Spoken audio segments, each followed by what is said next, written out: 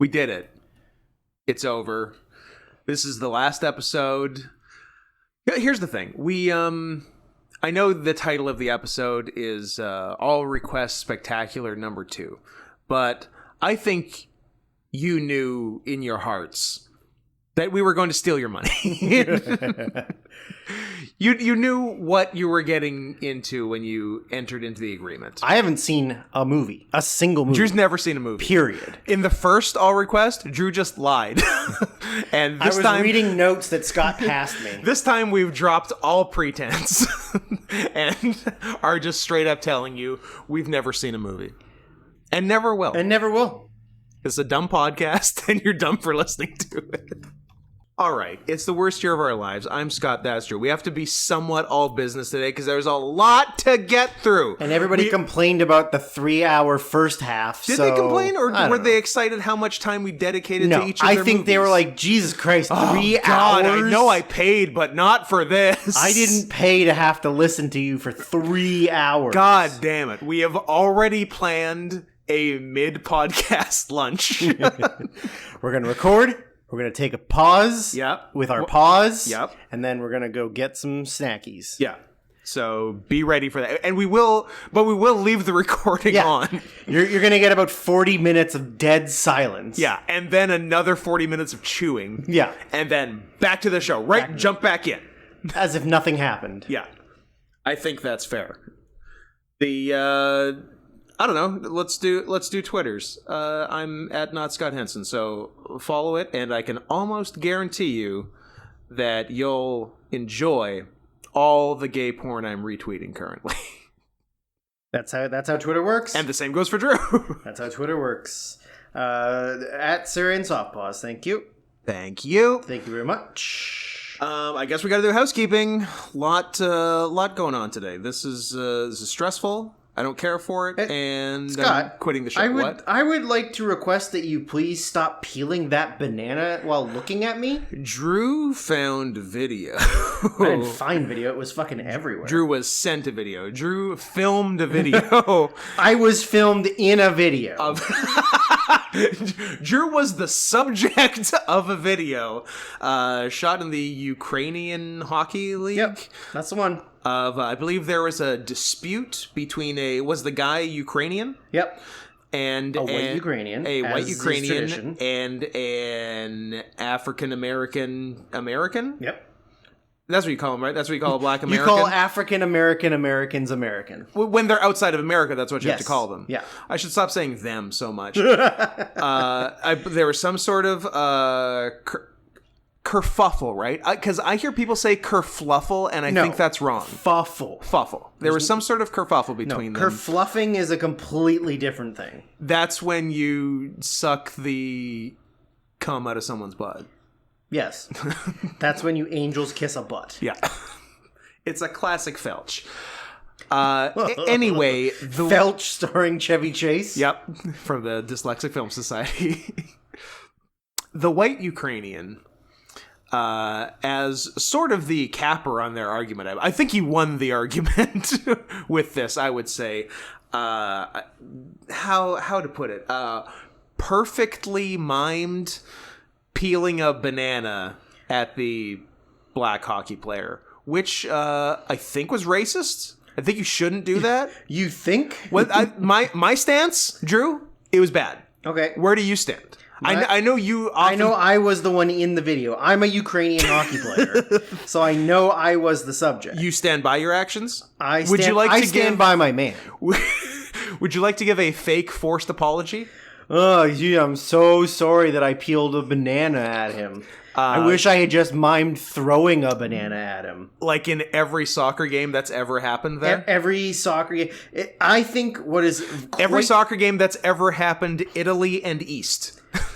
No, because it happens in England. Really? Absolutely, it happens in England. In the lower leagues, like not in the Premier League, but in the lower leagues. Oh, there's tons of like racist chanting and taunts. That's something. People do the like scratch your armpit and head monkey noises all the time. Oh boy! Yeah. In merry old England. Scott, I hate to be the one to tell you this. I always hate to be the one that has to give you the information. Did we not end racism when we elected Obama? England might be more racist than anywhere else in the world. That's true. They did spend their entire formative years destroying other races. Destroying other countries. So going in... Their formative years.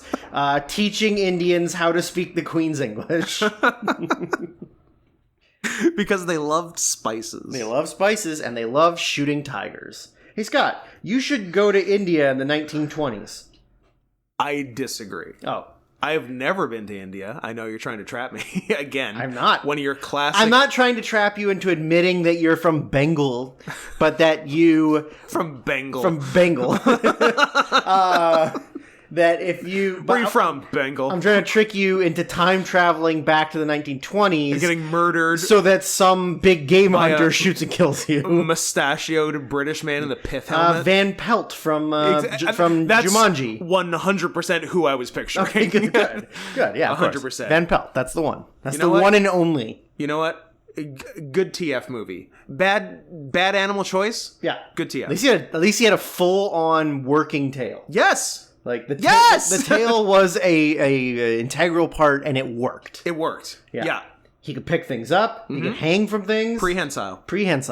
That's the right kind. Big ups to Jumanji. First Jumanji. No Dwayne Johnson bullshit. I like them. Zero. I'm sorry. How many people turn into animals in those movies? One. Really? In the second one, somebody becomes a horse.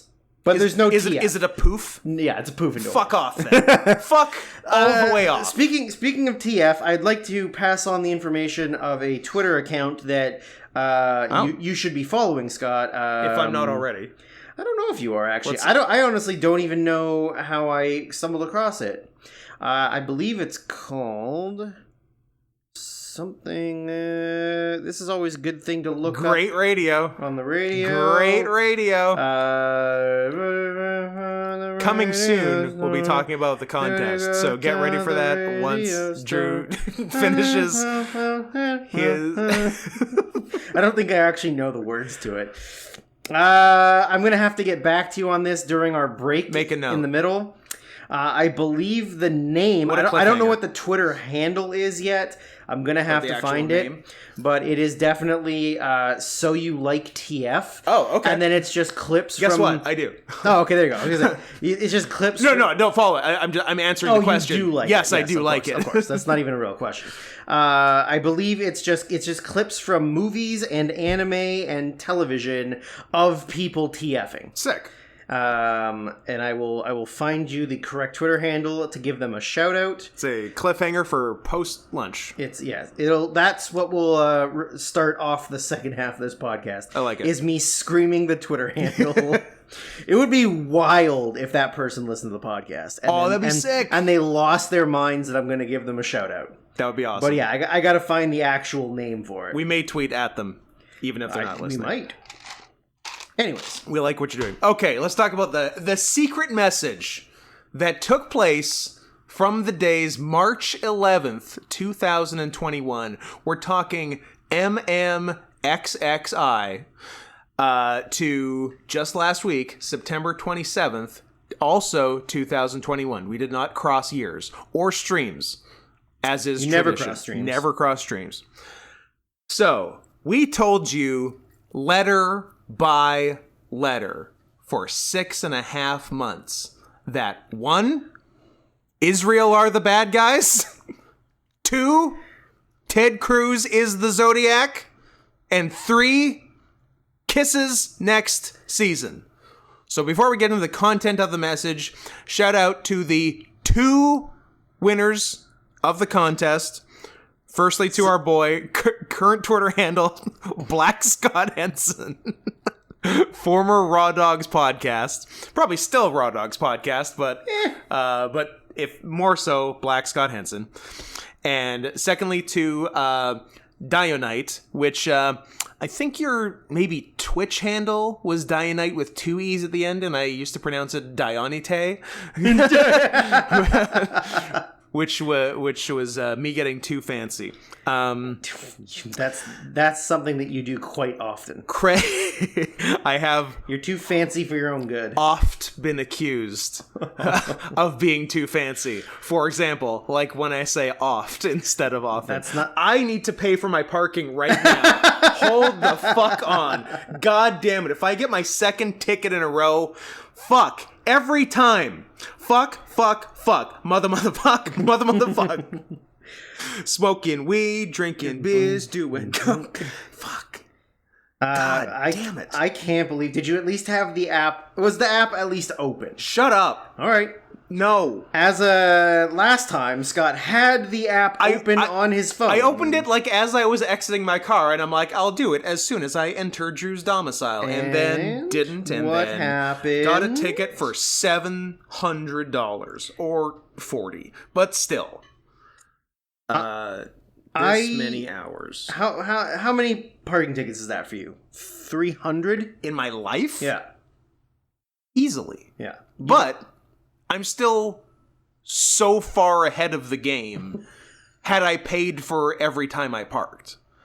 Huh, yeah. I probably, like, if I had just paid legally for every parking I've ever done, yeah. So I never would have gotten a ticket, yeah. I would have paid 10 times more than I have lifetime in tickets. I'm 90% ahead of the game. You found a loophole in the system. I did. Also, and you found the Jesus sex of the system. And I would only pay at like actual city parking meters and stuff, because private lots you straight up do not have to pay. Right. Like they give you a ticket, you don't pay.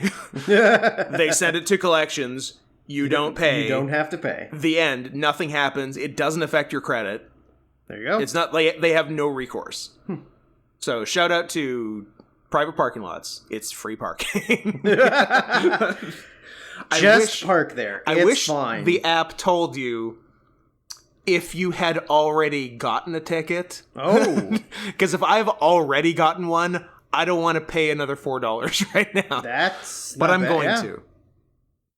I paid $4. I'm legal now. Have I already gotten a ticket? Who's to say? Well, I guess that way you can fight it. I already paid. I already paid after you gave me the ticket. You can't give me this ticket. I just put money on. You owe me both the monies. I would at least make them give me the $4 back. Yeah. Oh, yeah. And then we also had the debate last time of if you get a ticket and you give a mouse a cookie and you drive away, but then you come back and park in the same spot, still good. Are you still good? Can't they give me a second ticket? Exactly. That's the question. I guess it's only if they realize you weren't there. I guess the question is how long until second ticket? How long can I write out that first ticket? I don't know. The day? Maybe. The week? Maybe. Because like the month of September? To the ticketer. Yeah. They aren't aware that you've come to your vehicle, realized there's a ticket, driven to get food, driven back and parked in the same spot. For all they know, you're at work and haven't come out of work. Yeah. But what if that was the case? What if I haven't done anything with the car and just left it? How long until they can legally give me another ticket? No idea. That's the question. I don't know the ins and outs of parking. It's because you're a non-penetrative bottom. I mean, both of us are. No ins and outs. Laying face down with our asses up and then falling asleep. And nothing happening. Yeah. I don't know what the ins and outs of parking enforcement are. I've definitely seen like them walk by the machines and realize that somebody's like parking is up, and they've just kind of been like, like, fuck it, I'm not writing a ticket, and then just leave. So I mean, I think it's one of those things. It's how much they're into it. Because like I used to play hockey with a former Richmond police officer who his main job was he busted rub and tugs. Nice. And he always would tell us great stories of. A common thread is when they would get there and bust the ladies who were busting the men. Yeah. 2 levels of bust. That the guys who were getting said rub and tugs would always, oh, please, you can't tell my wife. Please, like, you have to let me go. And he would always say, like, listen, we're not interested in you. Get your shit and get out. Yeah. And they would always spend 20 minutes trying to make sure that like there was no way that their wives or girlfriends or whoever would find out, like trying to like, but like the police didn't take their information. I was gonna say, didn't take their name or like anything. It shouldn't even be an issue. First of all, you always wear a fake mustache and don't bring ID. That's how you go to a rub and tug. Yeah, exactly. So it shouldn't even be an issue. Yeah, but like, yeah, he said that they would always like whine and beg and plead, please don't tell my wife, please don't. And he was like, we don't give a fuck about you. We're not busting you. Yeah. But he said, we're here to make life even worse for these sex-trafficked Asian women. Exactly. All these dragon ladies who are forcing all these younger women into jerking off gross white men. Yeah. But yeah, he said... Hashtag stop Asian hate. Cool it on Asian hate. It can come back later, but for now, let's chill. Yeah, but he said that at the end of the month, within like the last 4 days of the month, is when the majority of tickets are given out because they have to meet monthly quotas. Yeah. And he said that like the first 3 weeks of the month, he would like almost never give out tickets. Okay. Like if he saw people speeding, he would pull them over, but he would never give tickets. No parking enforcement. Like he said, like everybody did it. Okay. So like you're more likely to get. So I should tighten my shit up late month. Late month, tighten it up, but early month you're probably fine. So nice. Right now is late month. It's very late month right now. I hope you get 3 tickets. I hope I don't. I hope you get 0. I hope they rescind a ticket. There's a thing on my windshield that's like, you get -1 ticket. The ticket you got on this date has been removed. We're sorry about that. Perfect. They know that I'm doing a podcast where I say racist, homophobic things. They get it. I mean, it's the police at the end of the day. They're on board. Mm-hmm. This is a Pro Cop podcast. Blue Lives Matter. Blue Lives Matter. Blue Lines Matter, which I got many which you got complimented on as your my fantasy hockey team name is Blue Lines Matter, which I thought was very clever. It's really good. And another guy in my league sent me a message that said it was the greatest name he'd ever seen, and he's stealing it for all of his other leagues. With a picture of noted piece of shit hockey player Tony D'Angelo wearing a Trump hat. Nice. A custom-made Trump hat. There's, not to get on the wrestling kick, there's a Tony D'Angelo debuting in NXT next week. His name is D''Angelo. This is D.E. Angelo. Italian, not black. I guess. There's a big difference, Scott. I get it. Yeah. They're not allowed in Italy because people throw bananas at them. It's true. Or at least mime bananas at them. But yeah, the contest, Raw Dog / Black Scott Henson got it in just before Dynamite because because he's a dude and dudes rock, but I believe he used an atomic clock to send it at the second that 5 p.m. hit. Dynamite sent it in the minute of 5 p.m. exactly, like before 5, after 5, before 5:01. So I did not want to penalize that. Yep. 2 winners. We've talked to Black Scott Henson. I messaged Dynamite. I haven't heard back. So if you're listening, give me a shout back and let me know what you want us to send you. I gave you a couple of suggestions. So if you like one of those, awesome. If you like something else, let me know. We're easy. We're very malleable. We're like a soft metal. Yep. We're like a copper. A copper, a tin. A tin. We're not a mercury. We're not fucking liquid. Don't get cocky and think we're mercury. Okay. The only argument I will have for mercury is that it poisons a lot of children. It does, and I'm kind of cool with that. It do be like that. Mercury. I fuck with you. I fuck with you. You're my boy, Mercury. Now, as for the content of the secret message itself, I think the first 2 parts are pretty self-explanatory. Israel, bad guys. Ted Cruz, Zodiac. Done. Not a lot to figure out. We're not telling you anything you don't already know. The third one was Kisses next season. Is that a Sean O'Hare That was reference? Not on purpose, but it ended up being. The third one was Kisses next season, which when we conceived of the message late 2020, early 2021, probably late 2020. Yeah. The plan was for the next season to be what we did for season 2, only one decade earlier, the top 10 movies of each year of the 2000s. That requires a lot of movie watching, as we discovered with the top 10s of the 2010s. So we're going to save that for a bit. But that was the season that involved the kissing the first time, because whenever we matched a movie to the number in our top 10, obviously, that's a kiss. Yeah. But we're not doing that next. We'll do it. We'll do it. We just need some goddamn time. Give us some fucking time. Leave us alone. God. You're too close, man. Damn it. Get off my fucking back. Get off my tits. So we're going to do a couple fuck around episodes. We're going to have some fun. We're going to have some fun. Play some games. Look at some tits. Probably legitimately all of those things. And then the actual plan for the next season is to watch a movie and talk about it each time. And probably some other stuff too. I know we're not known for getting off on tangents or for not talking about the content at all for the first 45 minutes, but we're going to try something a little different and do that next We're going to season. have some structure. Where we can't talk about anything that's not the movie we just watched. Sure, that'll definitely work. That'll work and make our fans happy. So what we're going to do... All of the thick hog community loves nothing more than us monotonely talking about a movie we just watched. What we're going to do is we're going to start with a movie that we discovered through doing this podcast. Yep. I think partly because it's not technically a movie, and I think a bunch of what were supposed to be TV episodes mashed into one. Yeah. Because I believe the runtime is 2.5 hours. Yeah, I think so. But the movie, quote unquote, I think maybe it's considered a TV movie. I don't know. Maybe. Beef.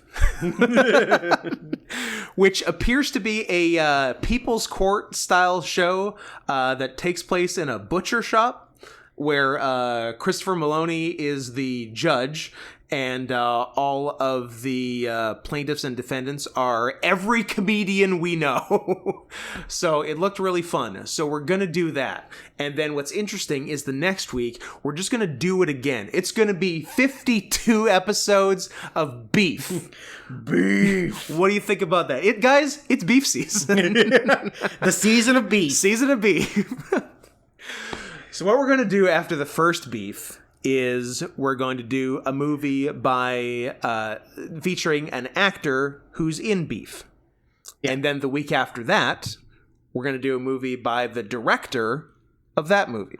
And then the next week, an actor who is in that movie. And so on and so forth. So on and so forth until we get tired of it. Until we're bored. Yeah. Until we probably hit a movie that makes us not want to watch movies anymore. Yeah. Yeah. And then we'll start the new season where we watch way more movies. Good plan, idiots. And so the actor doesn't have to be the main actor. No, just it could be an actor. Anyone in the movie that we like, or don't like. And it could be Natasha Leggero in He's Just Not That Into You. She's only in one scene, but she's fucking there. But she's there. I would like to try and do a movie we haven't seen, as opposed to just rewatching something we've already seen. I want to rewatch a movie we've already seen. But that might not always be the case, but I think it's more entertaining to find a director or an actor and say, like, I've never even fucking heard of this thing, let's just watch it. I think we'll discover some fun things. Beef. Yeah, exactly. Yeah, I think we'll mostly try to do things we haven't seen. If we find a link to something that either we really like and want to see again or haven't seen in a while, we'll do that. Which, spoiler is probably going to happen with movie number 2. Yeah. But after that, we'll try to expand. So that's the plan. I don't know if we have a cool name for the season yet. I'm going to say... No. No, we definitely don't. We haven't workshopped shit. Yeah, that's why we got a couple fuck around episodes to give us some time to not think about it, then panic and do it on air. That does sound. That sounds like us. Like us. Sounds like us. Yeah. Did I have any? I think that's probably good for housekeeping. Housekeeping. You want me to pillow? You want me to jerk you off? Oh, you want me to park your car? Damn. Find... That's okay, yeah. That's something that we should definitely say. If you out there, the listening audience, the Thick Hog community and Dude Dogs, have not seen the television show Nathan For You, you need to stop listening to our podcast and go watch the entire 4 seasons. But I think it's four in a movie. 4 in a movie, quote unquote. But the seasons are only like 8 episodes, 8 or 10, 8 or 10 maybe. Yeah. That show probably represents our style of comedy quite well. It's up there. Like Nathan Fielder, local boy too. Local boy. Went to UVic. Local baby boy. Went to a party school. Went to BC's party school and got really good grades, according to him. Yep. He is one of the most top tier trolls / sociopaths in the world. Yeah. Like he is Sacha Baron Cohen level. Who he's working with. Which is amazing. Yeah. And also the Safdies. Yeah. That's... words cannot express how I feel. Yeah. It's going to be phenomenal. But yes, the show is absolutely one of the most creative and clever things anyone's made. It's amazing. Yeah. You should go out of your way to You may have even seen a story on the news some years ago that you didn't know was related to it. Because I saw it on the news because it came before it happened on the show. If you ever heard of someone opening a store called Dumb Starbucks. Starbucks in L.A. In L.A. And just selling everything Starbucks sold, but under parody law. Yeah. That was him. That was the show. Yeah, and also the movie at the end was mentioned in our best of 2018? 17, 18? 17, 18? Yeah. I'll look it up. So yeah, that is absolutely... Finding Nemo? Finding Francis. Finding Francis. Finding Dory. That's definitely something that you need to go out of your way to watch. Yeah. Like that is 2017. Yeah. Yeah. Yeah. Oh, the Bill Gates impersonator who doesn't even really look like Bill Gates and just has the saddest fucking life. It's phenomenal. Yeah, it's amazing. Yeah, do yourself a favor if you haven't already. Do yourself a favor, go out of your way to watch Nathan For You. It is incredible. I have watched it 3 times since COVID started, front to back. That's sweet. I like that. That might also be a fun thing to do at some point, is just like... We can do a series. Shows we like. Yeah. We can do Nirvana the band. Yes. We can do that. We can do Party Down. Damn, I could... We could do... we've been talking about Greg the Bunny. Greg the Bunny. Yeah. We do Greg the Bunny. I could absolutely do it for a rewatch of Party Down. Yeah.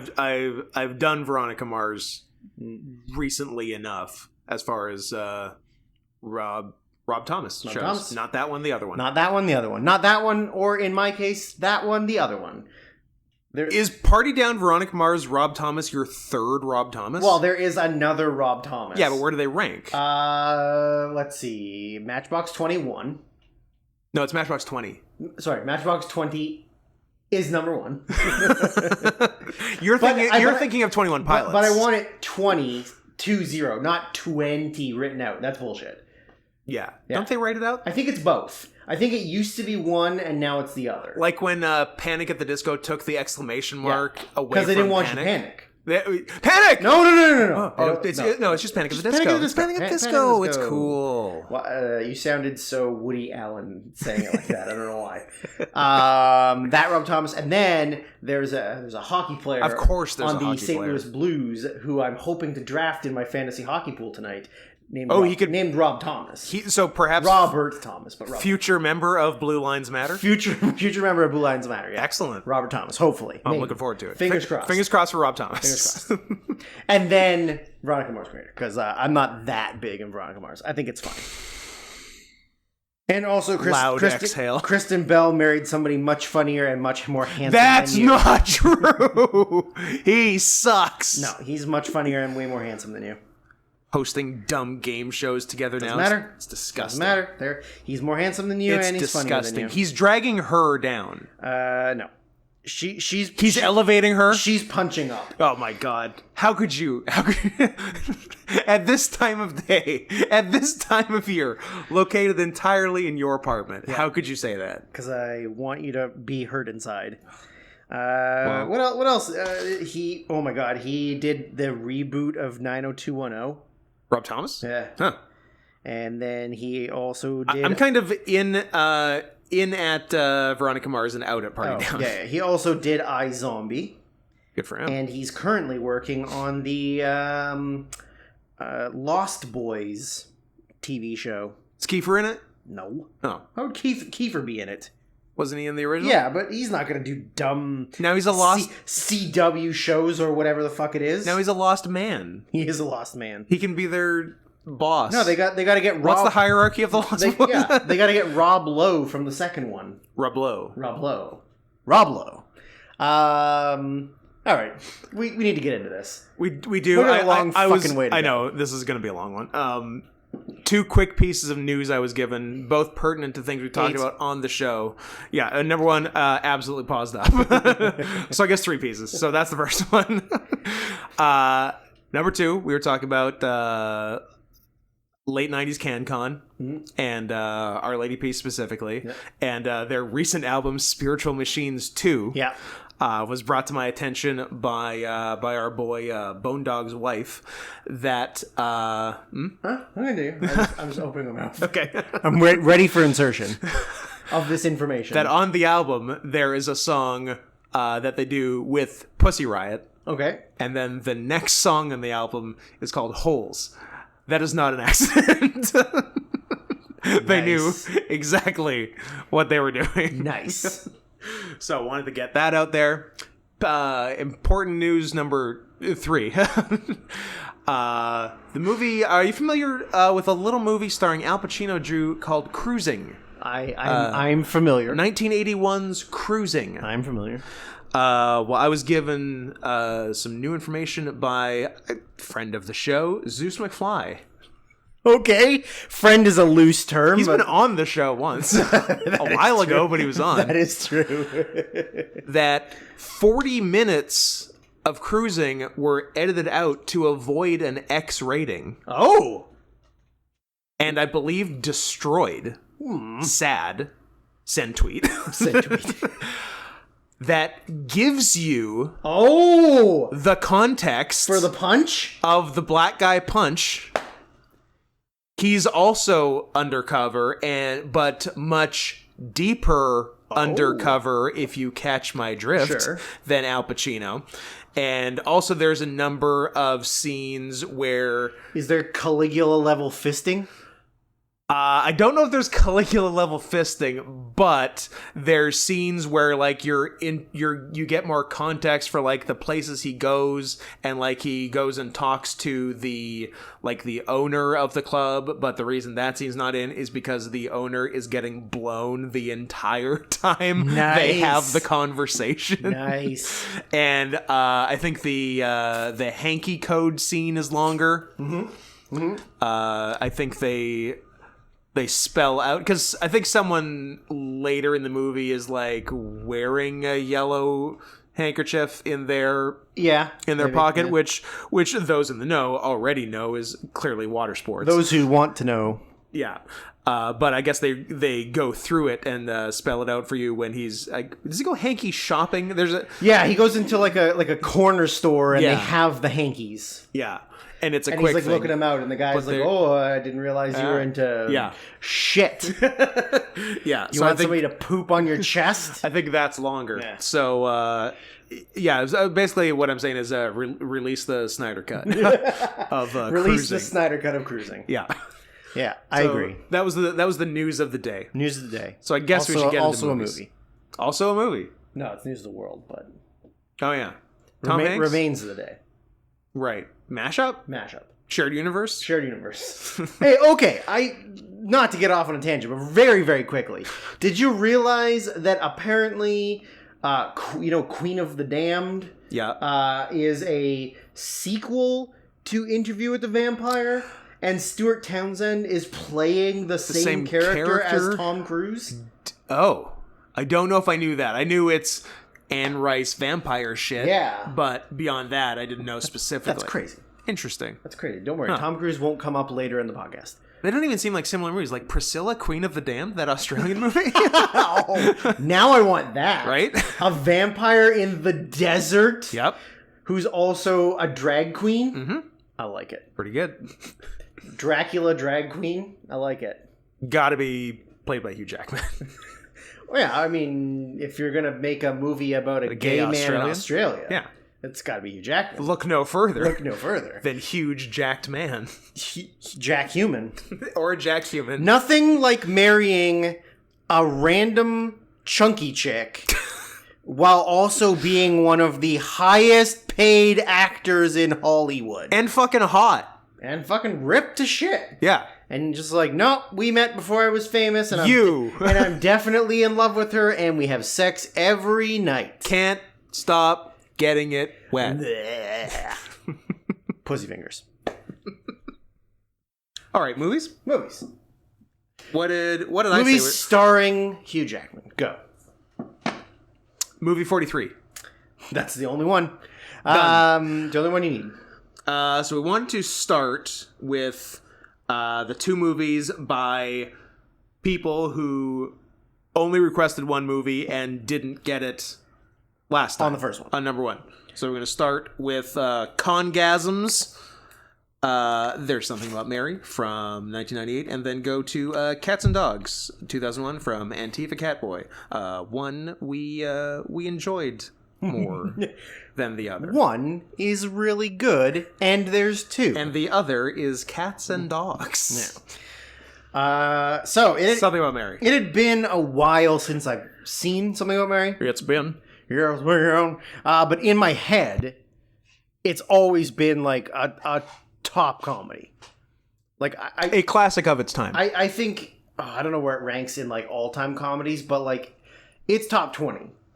Like it's quite funny. It's great. And it still holds up. Yeah, it is one of the great Farrelly Brothers movies. Yes. You got your Dumb and Dumber, you got your Something About Mary, and obviously Green Book. Those are the big three. Green Book. That's number 3. Maybe even pushing for 2. No, I mean, which one won Best Picture? You know what? That is a good point. Dumb and Dumber. Maybe it's number 1. What if Dumb and Dumber won Best Picture? Dumb and Dumber 2 won Razzies. Yes. Yeah. How about Dumb and Dumberer? Dumb and Dumber 2 that we got maybe 10 minutes not into. Not and turned far. off. Yeah. Once we got the hook, line, and sphincter. That was tough. And you and Kelly were both angry and we turned it off. That was tough to come back from. Yeah. Yeah. I really genuinely like Ben Stiller.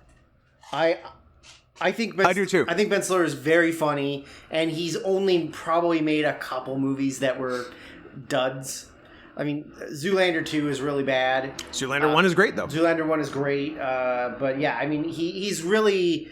even like through us watching like best of decade movies, some of his more serious acting is really good. Because obviously we both like The Secret Life of Walter Mitty. Yep. But then such a pleasant surprise. But then you like While We're Young. While We're Young is great. Was really good. I like Brad's Status. Also good. Was really good. I mean, really, the only one that's probably a little too pretentious and up his own butt is Greenberg.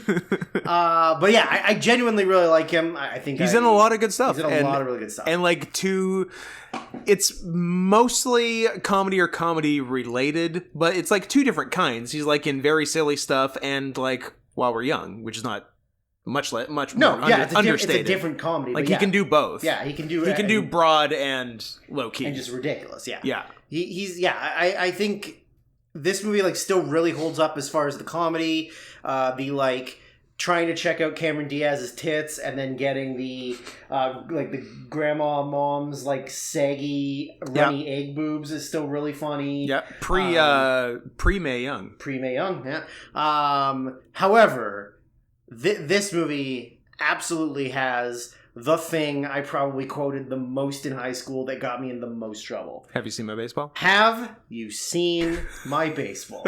I love a movie that takes a regular, very good actor and makes him play... Anthony Hopkins. Anthony Hopkins. Playing a mentally handicapped brother.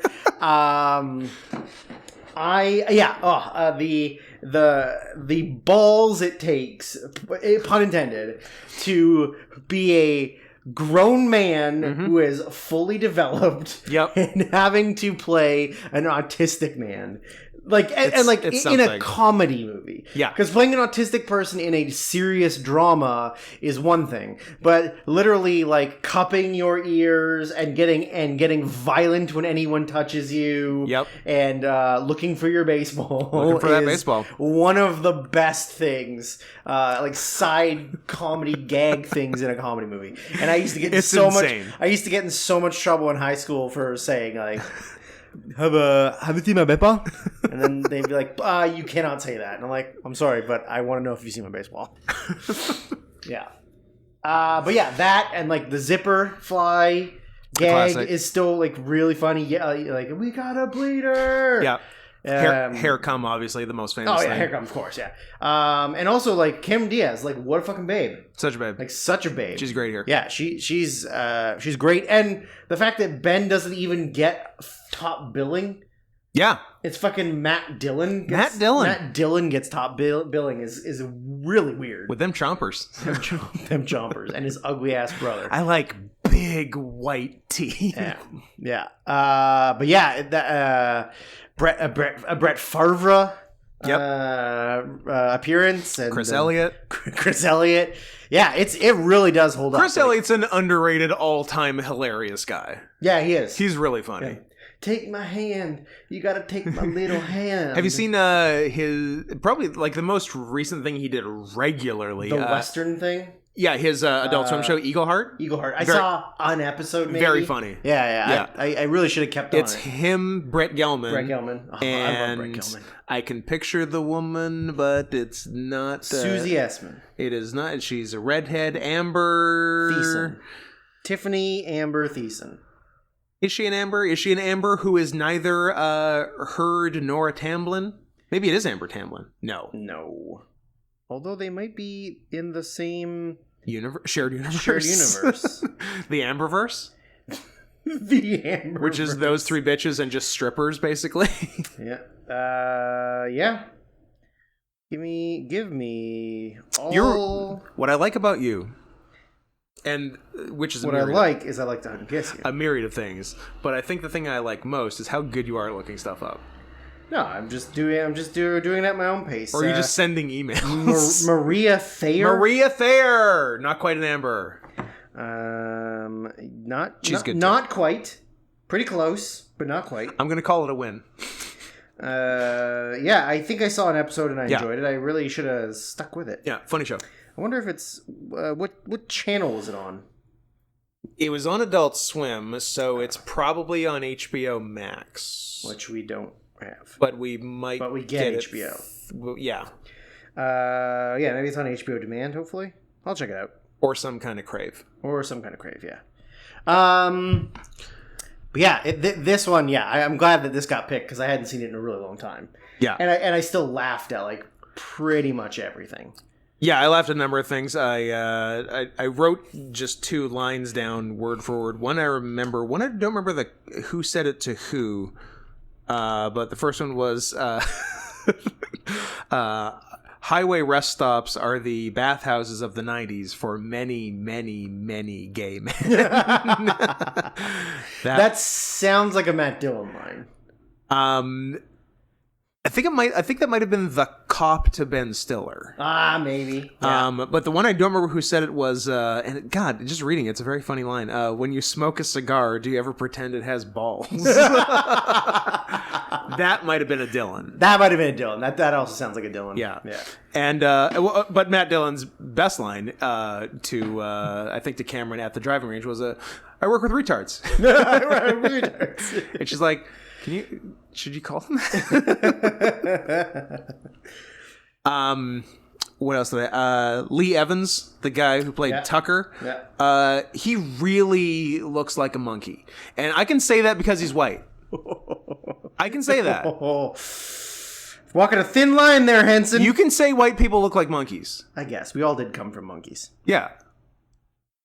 He had a moment in for 3 years in the mid to late 90s where he was in a bunch of stuff and has done nothing. The Fifth Element for 25 years. Yeah. The Medallion. No. But you weren't a big Medallion Fifth fan? Element, Mouse Hunt, Something About Mary. Oh, I gotta tell you, he's all bang bang bang and then nothing. He was in this order. Funny Bones. You ever seen Funny Bones? I've seen Monkey Bone. It's not Monkey Bone because there's no TF. Then no. Then you're Fifth Element. Yeah. Mouse Hunt. There's Something About Mary. The Ladies' Man. Oh yes, The Ladies' Man. Then nothing until he was in 2003. Jackie Chan, The Medallion. And that's it. He's nothing. He was in an episode of Doctor Who. Good for him. Wow, a British guy being in an episode of Doctor Who. That's like a guy from New York being in an episode of Law and Order. Maybe he's fucking dead. You don't know. I don't think he is. I think he's just nothing. Well, he was also kind of nothing. What? He does look like a monkey, though. He really does. He really does. He really has and he's white. He has baboon face. Yeah, I can say it. I'm taking it back. You're taking it back for the white man. What would you say ended the gross out comedy era of this time? I guess 9/11, but in turn, because that's sort of the time. But what was Say It Isn't So the last one of these? That's kind of the last one I can think of this style. And that's 2001. So I do blame 9/11. But I'm once... Van Wilder. Yeah, similar... But yeah, maybe. That might also be 01. Maybe 02. That might be 01 or 02. Euro Trip. Road Trip was 2000. So Euro, I guess, would be maybe 2002. 2002, maybe? Yeah. But it seemed to end around that's kind 02. That's definitely the end. Yeah. But after Chris Klein gets his arm stuck elbow deep in a cow for, as I recall, most of the movie. Where do you go from there? Right? Euro Trip was 2004. Okay. Yeah, I guess high school for me was the end. Yeah. And then it just sort of became And being a baby for me. And being a baby. Which is weird because you're still a baby. It's true. 2004 to 2021. 8 months old. I picked a spot and I stuck with it. You age the opposite of cats normally. Yeah. Cats age more quickly than humans. 7 times slower. But you age 30 times slower. Yes. In human years, regular, you're 38. Yeah. But actually, you are 8 months old. Almost 1. You're almost 1. You're a few months away from 1. Yeah. Not to spend too much time on this, but I do want to give Congasm his money's worth. We have not mentioned the best part of the movie, or at least my favorite part of the movie. 7. 7's the number, man. 7 dwarfs, 7-Eleven, 7 chipmunks twirling on a branch, eating lots of sunflowers on my uncle's ranch. You know that old children's tale from the sea. It's like you're dreaming of gorgonzola cheese when it's clearly brie time, baby. Step into my office. I don't remember the lines. You were just supposed to say why. Why? Because you're fucking fired. Yeah. I kind of remember his lines. It's so good. Harlan fucking Williams. Personal friend of ours, Harlan Williams. Friend of ours. Should have taken the dick belt, Harlan. Should have taken the dick belt. I still got my shithead red. I was sure that all his shit was improvised. It seemed improvised. So I made it my mission to find out if it was. And I found him on some radio show where they're talking about all his famous roles in like banger after banger of the 90s. Like Something About Mary, Dumb and Dumber, Half Baked. He's like the best. He's one of the best things in every movie. Yeah. And he was like, everything up to what I just said was scripted. And then they did like 15 takes of Harlan just making shit up, and that was their favorite one. So it was, in fact, 100% improv. I'm like, yes, I knew it. That was way too insane to be written. Yeah. No, nobody writes scripts like that. That's very hard to do. It's like you're dreaming of gorgonzola cheese when it's clearly brie time, baby. Like, that's a crazy thing to say.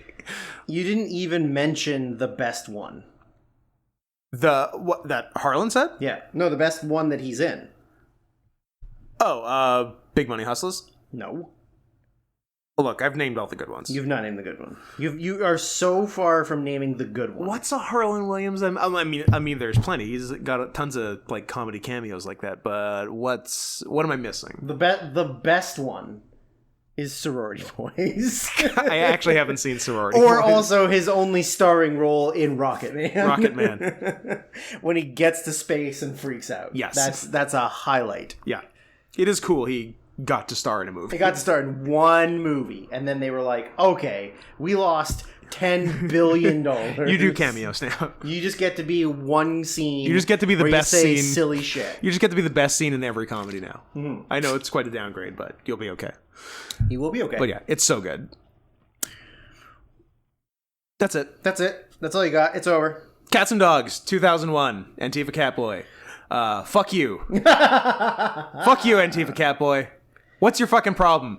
Just because it has cats in the title and you're a cat and we're cats, you think this is okay? I mean, you're carbon, they're carbon. I'm carbon, they're carbon. I can jerk off to it.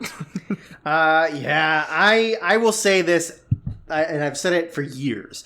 There is actively nothing I hate more than talking animal movies. Like, where the animals' mouths This is at least a very high-end one. Yeah, this is prime CGI years where they've really figured out how to make it look good. They're definitely not just using the, what's the name of that tool in Photoshop? Where you just pinch one point and pull it up. Pinch point. I don't think it's that. I don't know if it's not dodge or blur. No. I don't, whatever it is. Pinch point. It's that one. Yeah. But that's how they do it. Where it's like either you or I could have done this. And neither of us are good at anything. Hate it. Like that there's nothing in movies I hate more than that. I have actively refused and left rooms of like my sister watching movies like that, or like anyone I'm around where they're like, you're like, hey, no, I'm out. Let's watch Furry Vengeance. And I'm like, yeah, let's not. I mean, you could make a great movie with that title. Sure. They didn't. But you could. Although I do like me some Brendan Fraser. Who doesn't? He's back, baby. He's back. Super fat. Yep. But he did it for a role. Wink, wink, nudge, nudge. Yeah, he definitely didn't just get fat and then they were like, all right, you can be in this movie. Yeah, he's been doing it for that role for the past 8 years. Yeah. I have... You know, it's a good movie. Bedazzled. I love Bedazzled. Yep. Yeah, I love Bedazzled. I have not a single positive thing to say about this movie. I hated it so much. I actively went out of my way to try and fall asleep. You did. I was really just like, all right, glasses off. I'm going to get snuggly here. Let's see what happens. I'm not even going to try and stay awake. If I fall asleep, at least I can say I got through the whole movie. Maybe nature will take its course. Yeah, the only even remotely entertaining thing was Jeff Goldblum's face hair. Yeah, man, that was some year 2000 facial hair. Big sideburns, mutton chops, and just hair on your chin. Not even soul patch, no. Bottom of chin. Yeah. Didn't he have a little bit under the lip? Maybe, but it was mostly chin. He had a caterpillar and a chin. It was mostly chin sideburns. I'm like, God damn, Jeff. That was something that was pulled off for 2 years, and then everybody realized it looked gay. This looks hella gay. Yeah. But yeah, fuck, the whiny little bitch kid. Fucking Tobey Maguire's gay ass. The fact that they somehow got Paul Newman to be in it. Crazy. Or no, Charlton Heston. Charlton Heston. Whatever. They're both gun-toting racists. That might be inaccurate. Paul Newman... One of them is... might actually be the exact opposite of Charlton Heston. Why? Because he makes salsas? Yeah. And that makes him not racist? Yes. Have you seen the cover of the mango salsa? Is he wearing a sombrero? He's wearing a sombrero. That's how much he loves the salsa. I guess, and I can't really be super mad at Charlton Heston because he did fuck an ape, so... Lee Evans? Lee Evans. He is into interracial erotica, or interspecies erotica. So, if anyone wants a recap of the last 15 seconds, Drew said that Charlton Heston fucked an ape and is into interracial erotica. If anyone wants to use that when Drew runs for prime minister and wins, because it's not as bad as what the current prime minister did. Three-time champ. There's only one picture of me in brownface, not two, that will get released as I'm running. I love that they saved one. That was very cute. They knew what they were doing. And it still didn't They got to keep it in their pocket. Undefeated. Yeah, undefeated, baby. 3 terms, maybe 4, maybe 6. Why? Because he did the hands. He did the hands. Because at that point, is he doing blackface or is it just a good costume? Is he doing brown body? What if he went head to toe? Well, who's to say he didn't? If he did his hands, did he? Is there anything? Is there anything he didn't do? Anything. He gave himself curry butt. What if you go brown bunny? Brown bunny. Yeah, and blow Vincent Gallo. While dressed as a brown bunny. Yes.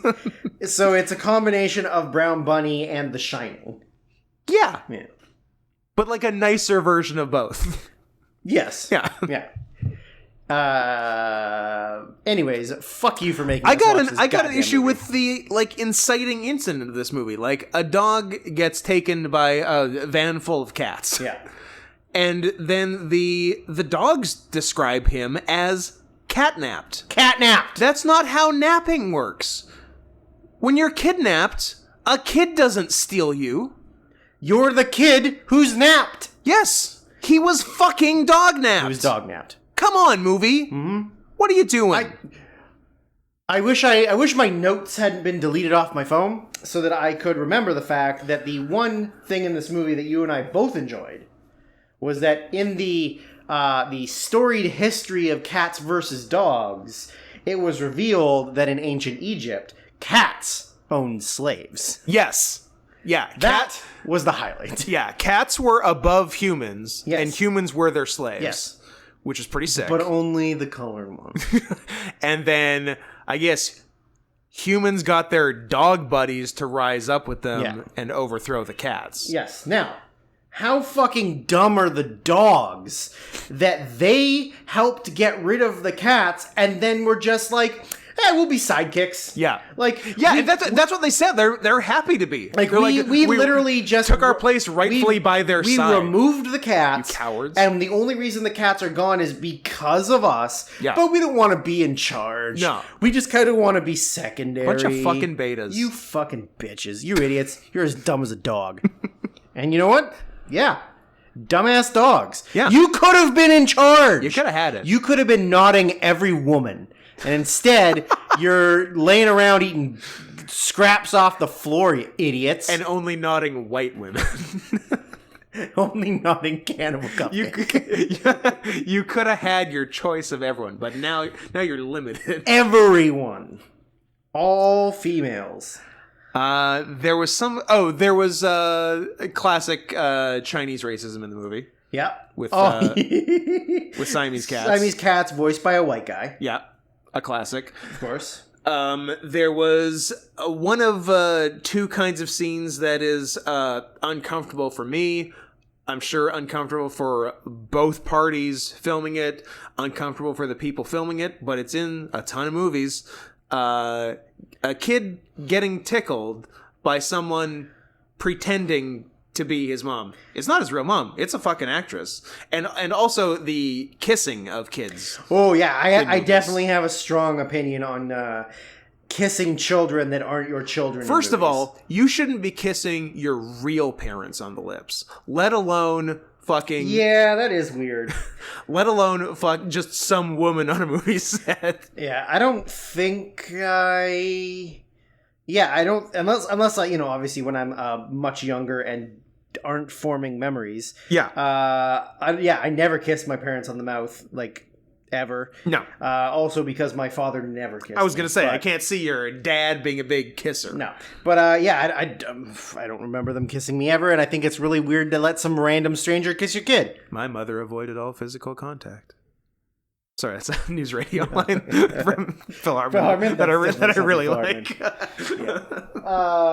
But yeah, I also have a slight beef, but not really, with... Is this the season of beef? This is season beef. Hit me. This is the pre-season of beef. Oh. Just getting warmed up. I have problems with Canadian streaming service Crave, who had the second and third one available, but not the first one.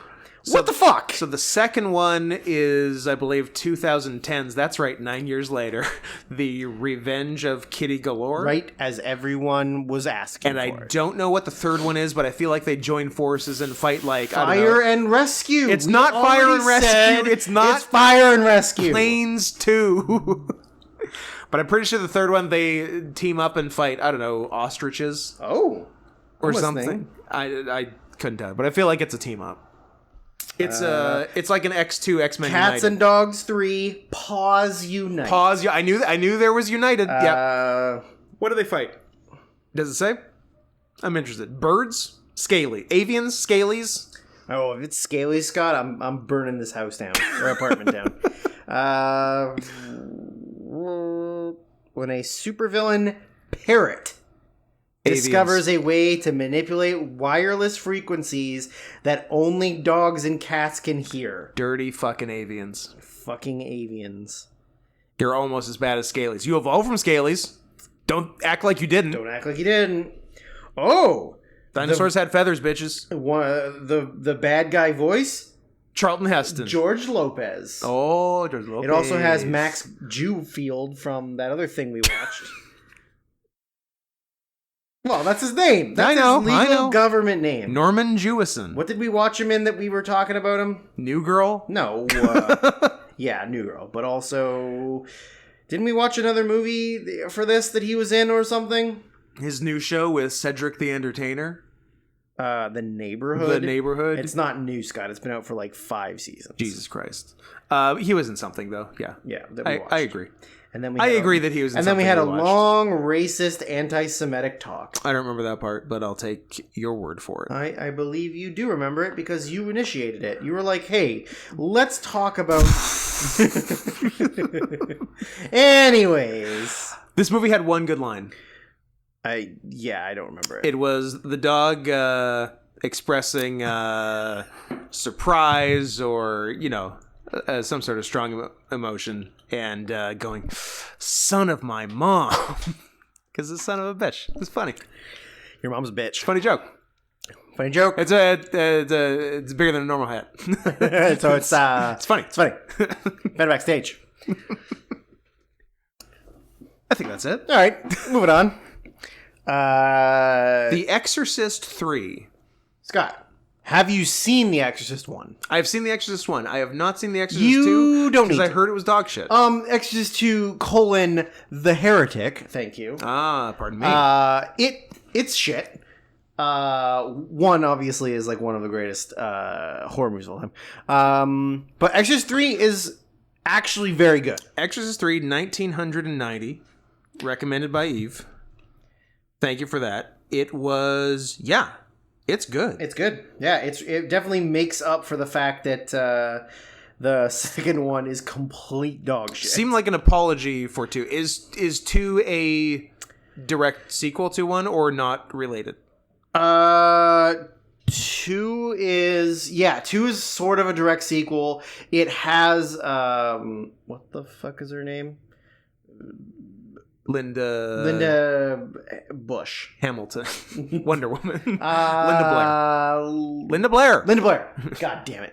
Yeah, it has Linda Blair in it, and it's all about like It's weird. It's like way more sci-fi than it is horror, and it's like investigating dreams, and they use her to like investigate other kids who might be possessed by looking at their dreams or something. And there's like a machine in a room that's filled with mirrors and like something. Does Freddy show up? Yeah, it's fucking weird and bad.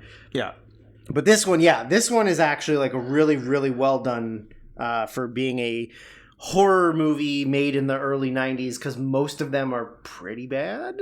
Yep. There's a lot of bad ones. I just watched Candyman for the first time. I watched both. I watched Candymen. Did you watch Candyman and then think to yourself, wow, Virginia Madsen's super fucking hot? Because that's what I did when I watched that movie. It is. And it was all the more impressive because her hair was like early 90s lesbian dog shit. Yes. But she was still hot. She like overcame her terrible hair to still be hot. And those jumbo natties. Jumbo natties. God damn it, Virginia Madsen. Yeah. But yeah, the original is fine. It's got at least some memorable horror stuff, and the new one kind of sucks. Yeah, I wish that Jordan Peele had directed it instead of just being one producer. And being one of 5 writing credits. Yeah. That's disappointing. Yeah. He does have an actual new movie coming out though. Yeah. Nope. We'll check it out. Get Out. Although Us. Nope. I hope it continues like that forever. Yeah, that'd be just great. A sentence or a series of sentences. Yeah, or you mean a word? Yeah, but they're all self-contained sentences. And fill out a sub. I hope that at the end. Get Out. Us? Nope. And then the next one is why? Yeah. Or how dare you? Yeah. I hope it's better than Us. Us didn't really. It was fine. It was kind of a letdown considering how good Get Out was. Get Out was awesome, but I feel like Us had like plot holes. It definitely had plot holes. Yeah, it had plot holes. And also it was too like I mean obviously a big thing in movies and of horror movies as well is like having things representing things, or like an allegory to something, or Montessori to something, or but like it's like. The things represent things that make you think, and there's a deeper meaning, and there's a deeper like subtext to stuff. But I feel like this one just like had too much, and like you're like, oh, it does like this is that okay, like, and this represents that, and you have to pay attention to this thing. Like it took all of the good, cool things from Get Out that you don't notice until the second or third watching, and like tried to stuff too much of it in. Yeah, and then you're kind of like, oh, that seems forced. Like I did wish that wasn't the style of movie he was trying to make every time. Yeah, so we'll see how Nope does. But we'll see how Nope does. But Exorcist 3, can we talk about George C. Scott for a long time? Like, low-key, he's in some of the coolest, weird fucking movies. Right? Like, he did so many weird things in the 80s and 90s. Yeah. He's hardcore. Hardcore. I can talk about hardcore forever, but we'll see if we can find a way to hardcore. To get to hardcore with the new season. Yeah. But his build, is crazy. Yeah. Like he looks like he could be super fat. Yeah. But he's not, and I would argue that he, in fact, is 0%. Like, if you punched him, you'd break your fucking hand. He's a real man's man. He's so big, but so solid. Yeah, well, he's got, like, that, like, 1920s bare-knuckle boxer body. Yes. Like, he should be wearing a single strap singlet at all times. Barrel-chested, and his gut is the same height and like as his chest, but it's not like it goes into a waist. It just like keeps going flat all the way down, and then a big old hog. Absolutely. Yeah. George C. is he's part of the thick hog community. Oh, he's for in. Sure. Yeah. But yeah, he's got and like he looks like one of those guys who wears like a wife beater with slacks that are over his belly. Yeah. And then when he takes it off, he's got like an anchor tattoo, maybe some peacocks on his forearms. Possibly the classic wife beater slacks suspenders look. Maybe. Love it. Yeah, but he's like that old school like man's man type of body. Yeah. Who was also probably a secret gay. He's a real Rock Hudson. Cock Hudson. My cock. Cock Hudson. Loveson. Cock Loveson. Yeah. George sees cock. George sees cock. Oh, we could do this all day. I like it. I like it a lot. I feel like there was a nice little moment early when I think George is talking to the priest. Blaming God for mongoloid babies. That was pretty cool. Their words, not mine. Yep. That was cool. You're just repeating the facts. The first murder they describe. Also, they barely show any of the murders. Yeah. They're mostly just described. Yes. Which is actually a nice choice. Yeah. I don't think the gore... You really only get a bit of gore at the end. Towards the end, when the guy gets his head stuck to the ceiling and peels off. Yeah. But most are just described. But the first murder that takes place before the movie starts, actually, is unbelievable. Yeah. A young black boy is found crucified. Yeah. His head is completely removed and replaced with the head of a Jesus statue in blackface. Yeah. Are you kidding me? You mean with real Jesus face? Yeah, with what Jesus should have actually looked like. What Jesus actually looked like, yeah. But that's nuts. That's great. That's great. That is great. Yeah, you're right. The actual like blood and guts factor, barely any. But it's not even really that important. It's not. It's not about showing the violence. No. It's about like all of the unseen horror and making you think of it. Like making you picture it. That's what makes it really like scary. Yeah. Because you could just show everything, but then it's just every other like slashery or bad violent 90s early 90s horror movie. Exactly. The whole point isn't about seeing the visuals. This also has noted character actor Brad Dourif, who I fucking love. Yes. He's great in everything. I mean, he got big for doing the voice of Chucky, but he also is like he's like a side character in every horror movie made from like 1984 until 1998. Is he the Fright Night guy? Is he the Fright Night guy? Is he in Fright Night? I can't remember. I might be wrong. Roddy McDowell's in Fright Night. He's not the younger person in Fright Night, though. I don't think he is. Okay. I think but he's in like Graveyard Shift, which is really good, and he's in, like I said, the Child's Play movies. Yeah. And then he also was in, he was in Lord of the Rings, so good for him. Good for him. Probably a nice little payday. But I wish I could tell you the other horror movies I'm thinking of. It's always good when we have to talk while searching. Take a brief break. He was in The Norm Show. Which I just downloaded all of. Nice. Urban Legend, Alien Resurrection, Night Watch, The Good Night Watch. Escape to Witch Mountain. Good for him. That's a real feather in his cap. Did some stuff with Tales from the Crypt. He was in a couple episodes of The X-Files. Critters 4. Is he Body Parts? Is he the Fluke in X-Files? No. I think he's a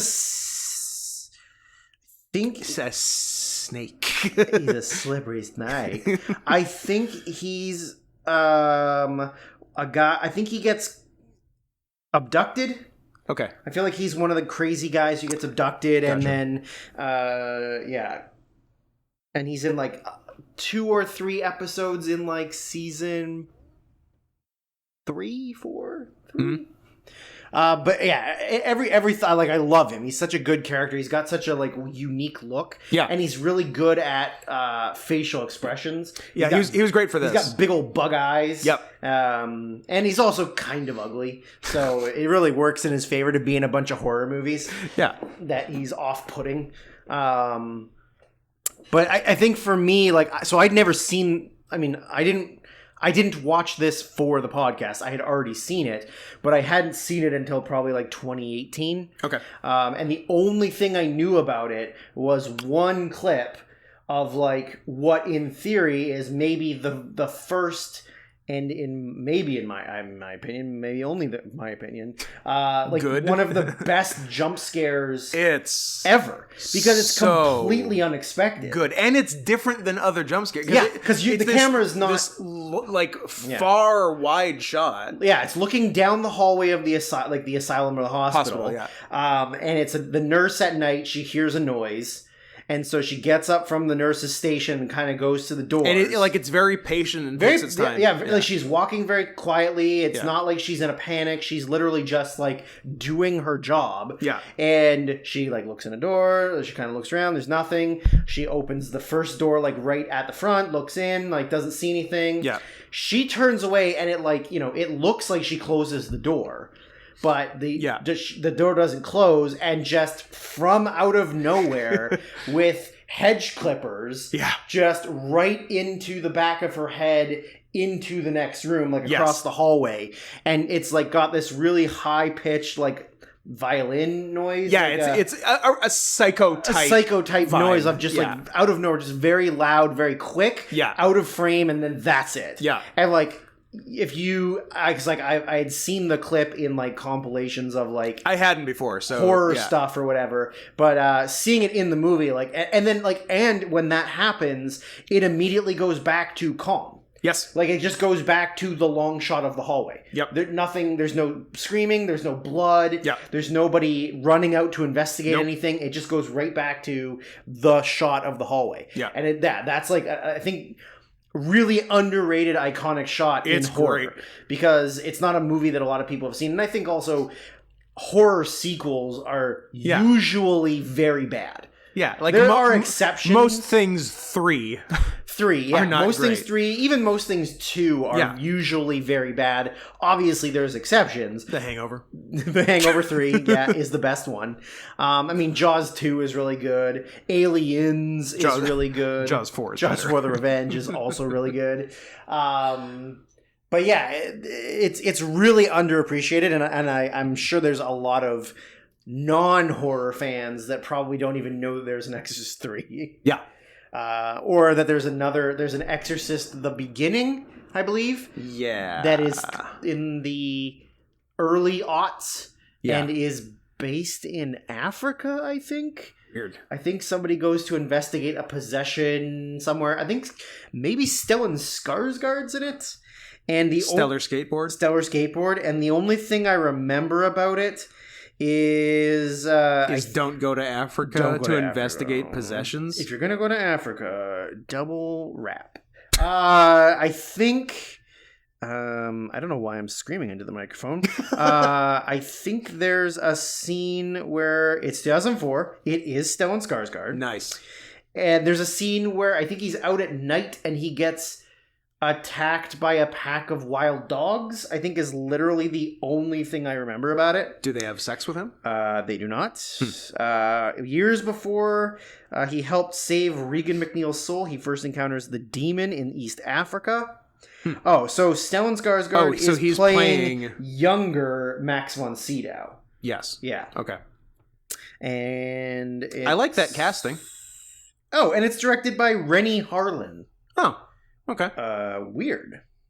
Rennie Harlan has directed one or two of my favorite, like, I know this isn't a good movie, but I love it like movies of Cliffhanger. Yeah. And Driven. You ever seen Driven with Stallone, where he's an F1 driver? A couple of Stallone bangers. I like both of them a lot. And I know that both of them are bad They're movies, not good. but John Lithgow as the bad guy in Cliffhanger is like the second greatest John Lithgow performance. Maybe third, because Third Rock's really good too. But that jump scare is amazing. And then like the reveal at the end that the father from the first one has been in the asylum the whole time, or the hospital the whole time, and is completely fucking batshit crazy, nuts. That is really cool, because like that's not something, because he's not in the second one. Well, none of them are in the second and it is the actor from the actor one. And I'm pretty sure he died like right after. Oh, really? I don't think he. Well, number one is I don't think he did a lot of like I don't acting. think so either. I think he was a very unknown actor when he got The Exorcist. Jason Miller. And he's listed in the movie as Patient X. Nice. He only has 26 acting credits. Is he dead? Yeah, he's dead. When was he dead? So yeah, his first movie was The Exorcist. Okay. And then of all the other things, not a lot of other major stuff. I haven't heard of anything. A lot of made-for-TV movies. Good stuff. And then The Exorcist 3 is like the next, and then he's in Rudy.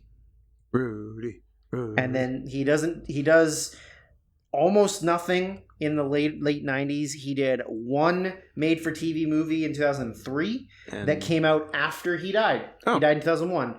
And I believe he's the father of actor Jason Patric.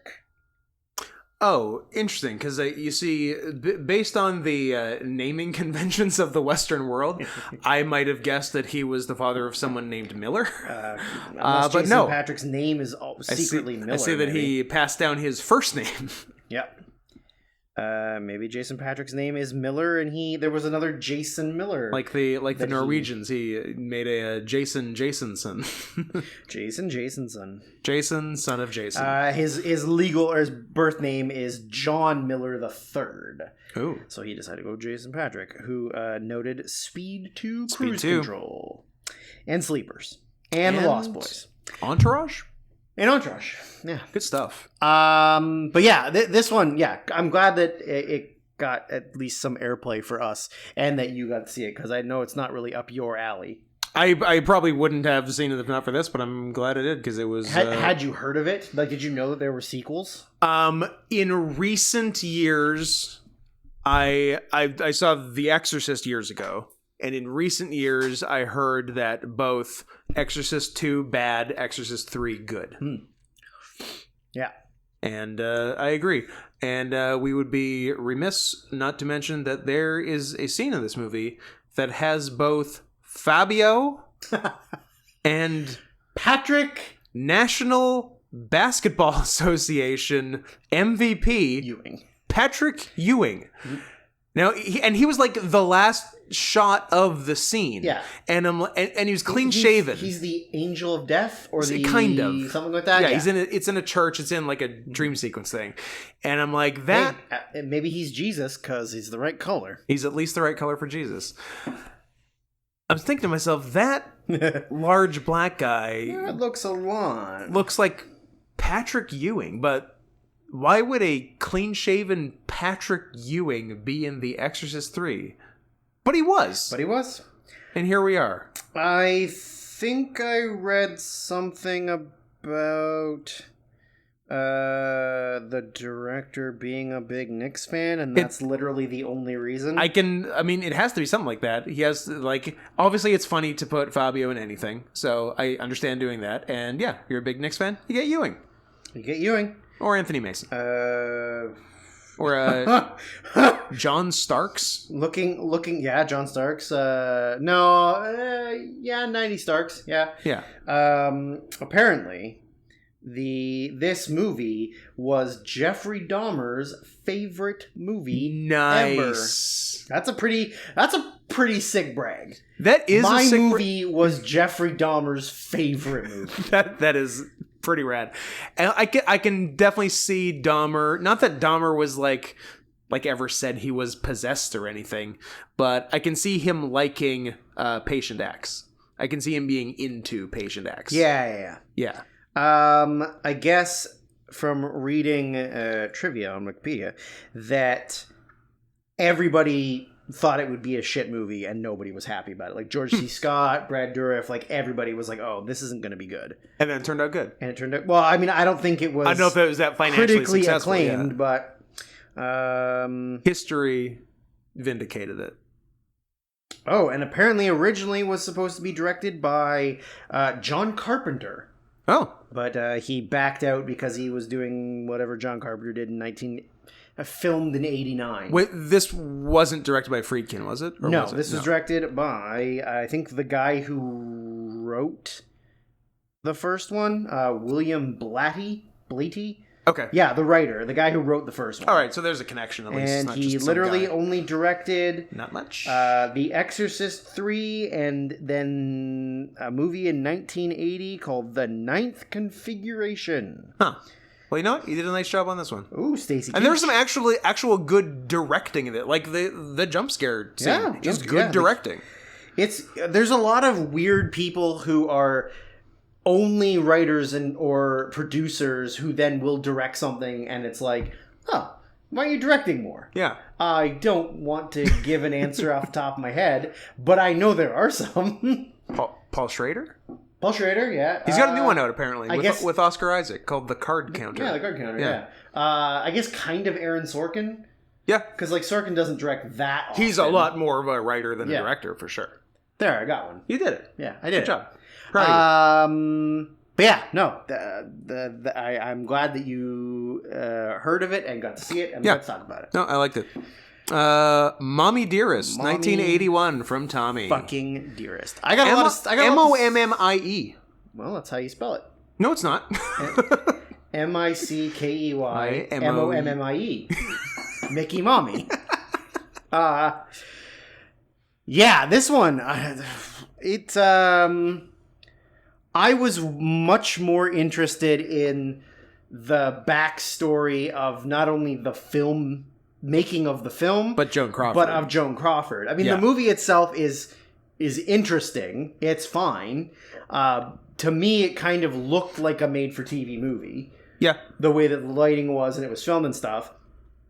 But just learning about how difficult Faye Dunaway was to work with on set. And interesting. Faye Dunaway was a goddamn bitch. You don't say. A woman was being difficult. I was kind of making it specific to her, but okay. Yeah. We can do it to all women. I like, insider baseball is when you film with children, depending on their age, they're only allowed to be on set for a certain amount of time. In Canada, I think it's under 10 is 6 hours. Yeah, and up to 18 is 8? No, I think it's 16. 16 is 8, and then after 16, you're like an adult. Yeah. But I don't know what it's like in the United States. It could be different than that.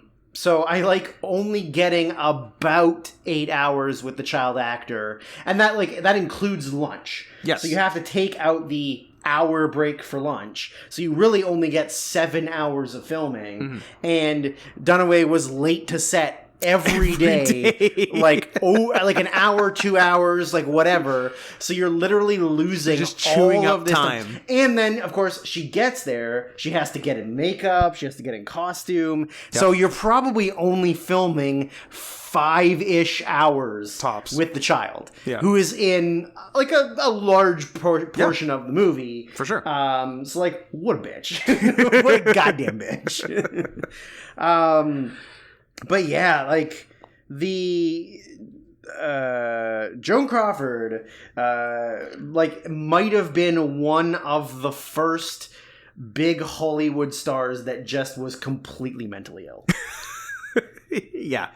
Because she turns from regular human being to like the only way to cure my children is to drink this bleach here, drink the bleach in like 5 minutes. Yeah, pretty quick. Like this was, I don't know that much about real Joan Crawford's personal life. So like this was either like a devastating hit piece on her, or if 1/10 of this is true, she's clinically insane. Yeah, I think it is. Because I watched this, and then I watched sort of like a YouTuber's video that was on the build up of like the script, the story, then filming the movie, then after filming the movie, and just all the stuff that had come out. And I guess so when she had 4 adopted kids, a son, and then the daughter who's like the focal point of the movie. Yeah. And then later adopted twin babies. Yeah. So when when Christine was Christine and Christopher. Christine and were Christopher. The first two. Were the first two. So like I guess they were like, let's say 12 and 8 or 9, and then babies. Okay. So when she died, she left most of her money to charity. Yeah. She gave the twins like $77,000 each. And Chris and Christina, nothing. Completely disinherited. And she literally... That part I knew. And she literally said in her will... Well, that part's in the movie. Oh, yeah, so yeah, that's right. They're at her funeral, They know what they did. They know why they get no money. So but they don't. They don't. She's just a bitch. She's just a crazy bitch. So Christine wrote the book... And then the book was adapted to the movie. So the script went through like 5 or 6 versions. Different writers, different versions, different edits that all were like differing levels of like being a terrible mother or being a somewhat okay mother to being violently mentally ill to all this stuff, right? And the one that originally got the one that got chosen is sort of like the most extreme one, I guess, because they thought that is what people wanted to see. Which I'm okay with that being what they sell. Yeah, there's probably better movies in there. I think there's probably better written scripts that would have been like, better acted and better telling the story, but would have been more boring. Yeah, they would have been a more generic biopic, whereas this is like full blown like mental illness, child abuse, like just crippling depression. Yeah. So it's like way more entertaining. But so she wrote it, and then they made this movie, and then afterwards Christine the daughter like tried to buy back the rights to the book and the movie because number one, she wasn't happy with the movie, but also she had read the like 1 or 2 of the other scripts and thought those were better, and then in like much later years admitted that the movie wasn't at all like what she wanted the book and movie to be. That people had like made her mom like more of a villain, but that being said, her mom was still a bitch. Her mom was a total bitch. But ask Betty Davis. Ask Betty Davis. And so, but in then years like after the movie, one of the 2 twins, like her adopted sisters. P.S. I just got a DM from Dianite. Oh, on air. Pretty exciting. Shout out. And was there an answer to the question? I only saw the first few words. Okay. So yeah, one of the twin sisters had come out and said that like literally the book and the movie was her revenge against her mom. Yeah. So, so number 1, got her. I fucking got her. It's really hard to tell whether or not like there's how much truth there is to it, because obviously there's only the 2 of them that know anything that happened. But at the very least, she probably wasn't nice. And she was probably bipolar or schizophrenic and OCD. OCD for sure. Huge OCD. Like cleaning the bathroom scene. Oh, that's some massive OCD right there. The bathroom was insane. That was, I would describe as stressful. Yeah. And I also can't imagine a world where you're totally fine with getting like cleaning like soap powder just in your face and you're like, yeah, I'm just gonna keep cleaning. Yeah, like that probably sucked. Probably bad. But yeah, so the only other thing that I heard about this is that it's in some places, I guess in gayer parts of the United States, it's on the level of comedy and the way that it's treated as The Room is, where people will go they'll go to screenings. They'll go to screenings, and there are like set cues to like say something or do like people bring. I think people bring like the soap powder and like whatever, and then they wire bring coat hangers. Wire coat hangers, which is like a big moment in the movie. Which she literally beats her daughter with. Beats her daughter with wire coat hangers because she puts her expensive dresses on wire coat hangers and not wood, and like not wooden girl. coat hangers like a good girl. Yeah, if you're into little girls crying a lot, this is the movie for you. If you're into child abuse and mental illness, this is the perfect movie for you. Yeah. Because there is a lot of verbal and physical assault in this movie. Yeah, but that you told me about it being like a thing in the gay community. Yeah, I didn't know, and that actually answered a question for me because the recommender of this, Tommy, had given me a big list for like us to pick a couple and him to pick a couple, and like everything on the list made sense for his brand except this one, because everything else was either gay, Australian, or both. Made total sense. But this one was like Mommie Dearest, like a Faye Dunaway doing a Joan Crawford biopic. I'm like, I don't know. I guess maybe it's just the thing he likes. Maybe just a movie he likes. But it's a gay thing. It's a gay thing. I get it now. Gay! I didn't realize that she was married to Douglas Fairbanks Jr. DFJ? DFJ, baby. God damn. Yeah, she's completely fucked up. I made 3 notes in succession that were all pretty good. Beating your very young daughter in a race and then making fun of her is a good bit. Oh, that was so good. Let me read all the things first, that way we can revisit. The next thing I wrote was slapping your teenage daughter in front of a reporter, also a good bit. Yeah.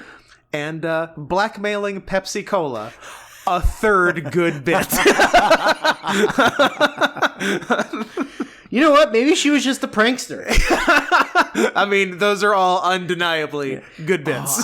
That swimming scene. She was just so mean to her. Crushing her. And then she's like, well, it's not fair. You're bigger than me. She's like, shut up! And I always will be. You'll never beat me. I'm the best. I'm gonna win. Insane.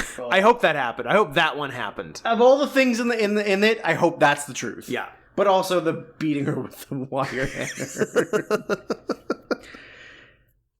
Yeah, all of that because your movies are starting to lose money, so you get fired. So you're like, well, there's only one answer here. I have to abuse my child. I gotta abuse my kids, yeah. Yeah. I mean, look, if Louis B. Mayer called you box office poison, you'd do something. You would. Right? Yeah, I would go abuse my children. Yeah. I have seen a movie she was in. I was going to say, I don't think I've seen any of her movies, but I have. Joan Crawford? Oh, no, I haven't even seen a movie she's in. I've seen a movie where there's stock footage of her. Who's that? Haven't seen Whatever Happened to Baby Jane? Nope. Have you seen the Carl Reiner 1982 movie, Dead Men Don't Wear Plaid? I know it, but I have not seen it. Where it is Steve Martin superimposed into like movies from the 40s and 50s. Yeah, yeah. And so I guess she's in part of that footage. Good stuff. So I have never seen one of her actual movies. A real Joan Crawford. Yeah, Whatever Happened to Baby Jane, Mildred Pierce. Yep. Grand Hotel, The Women, Street Jacket. Yeah, I've never seen any of these things. Have you seen the remake of Mildred Pierce? I have not. Well, then you haven't seen shit. Thanks. Verdict? Ain't seen shit. That's Frances McDormand? No. Kate Winslet? It's some bitch. I confuse Mildred Pierce and Temple Grandin because they came out around the same time on HBO and had a woman. It's Kate Winslet. Winslet? Yeah. What's the one Temple that Grandin is Claire Danes? Maybe. I think. I'm trying to think of what's the one that I'm thinking of that has RoboCop 2? Frances McDormand's in RoboCop 2. Oh yeah. No. I was just, if she is, that's amazing. No. But I was just naming a movie. The one I'm thinking of, RoboCop 2. RoboCop 2.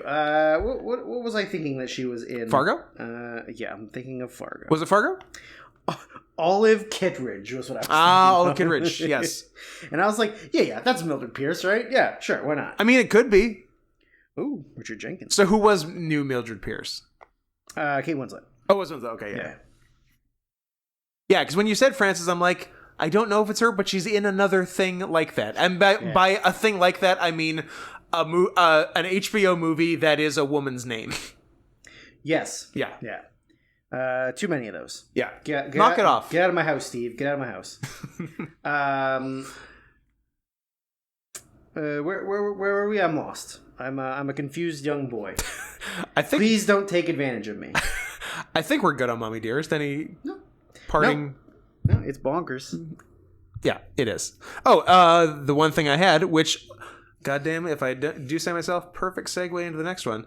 I didn't really see it as such, but I guess the prevailing feelings were different at the time. This won the Razzie for Worst Movie of the Decade for the 1980s. And it was released at the beginning of the 80s. 1981. So there were nothing. They had 9 more years. 9 more years of good stuff. Yes. Which brings us to our next movie, Battlefield Earth 2000, recommended by Me No Likey, which won the Razzie for Worst Movie of the Decade for the 2000s. If someone had recommended Showgirls, we could have run the trifecta. But Showgirls is actually really good. Yeah. It's really good. And if you look at it as like a black comedy, not a blomedy. Oh, different, yeah. A black comedy, a dark comedy. It's good. It's really good. Yeah. And it's Paul Verhoeven. Yeah. Verhoeven's great. Verhoeven is great. People are stupid. Insane filmography. Oh, it's insane. We've discussed it at length. Hey, Scott. Hey. Do you remember when Barry Pepper was a thing? I do. Well, he was a thing in this. I confused Barry Pepper and Billy Zane because they were of the same time. Okay. They're both character actors, and their names start with B. What if... And end with Y. Don't you forget about the end part. I do. As much as the beginning. I do. What if Barry Pepper, who is Canadian, by the way... What if Barry Pepper married Veruca Salt from Charlie and the Chocolate Factory? Then they could be Salt and Pepper. Is that what you were going to ask? No. Okay. What if he had gotten an honorary degree and was Dr. Pepper? Oh, that's as stupid as what I said. Yeah. So, just different. Noted. So Barry Pepper was in Saving Private Ryan. And then they were like, hey, this guy's going to be a star. Let's put him in the Scientology movie. And then he was in one thing.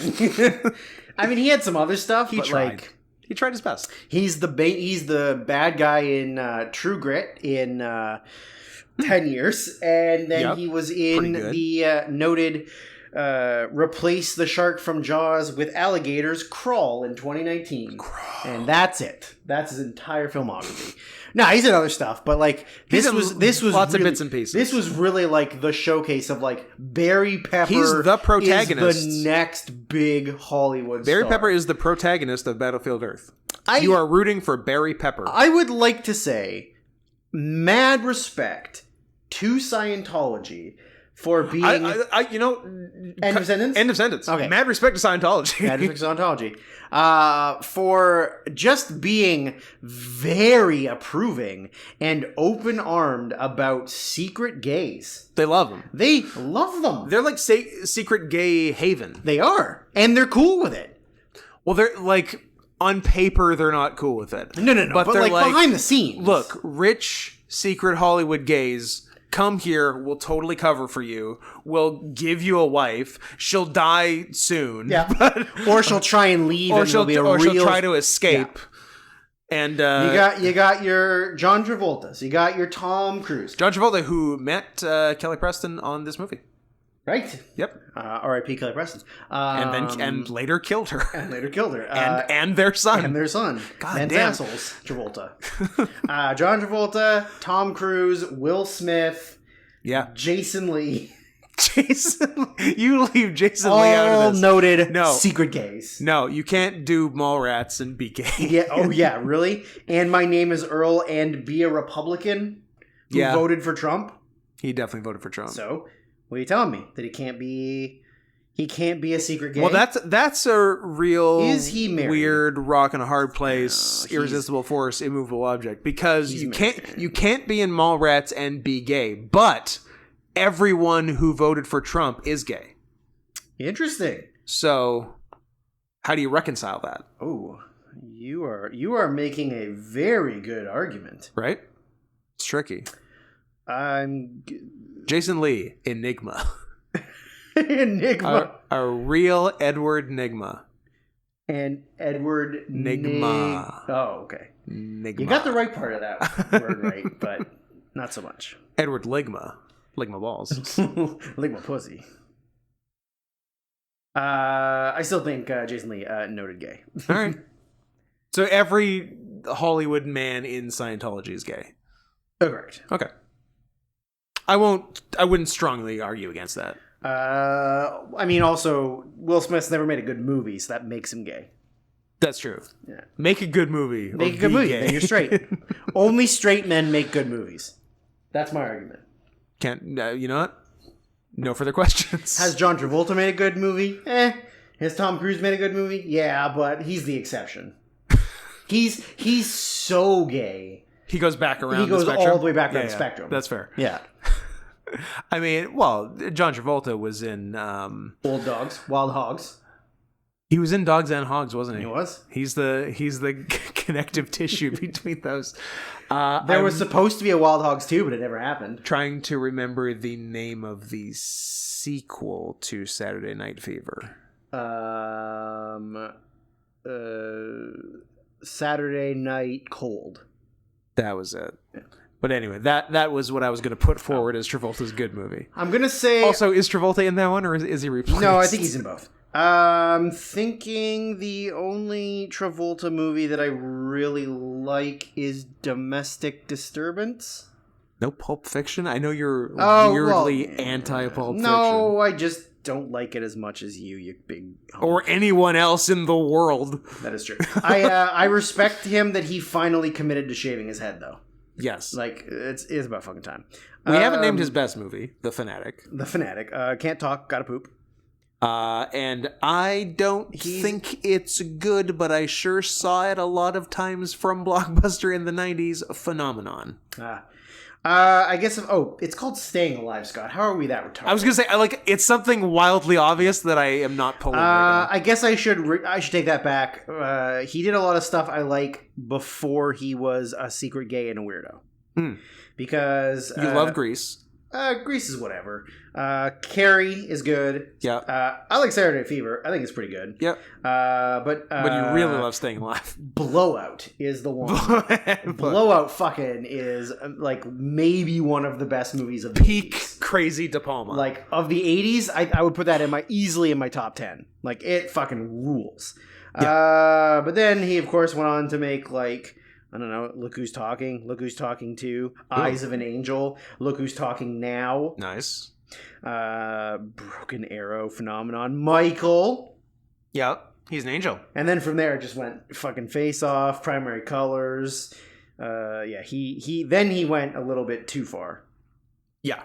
Now, did Battlefield Earth turn him into a Scientologist? No. So he was before. Is he an OG?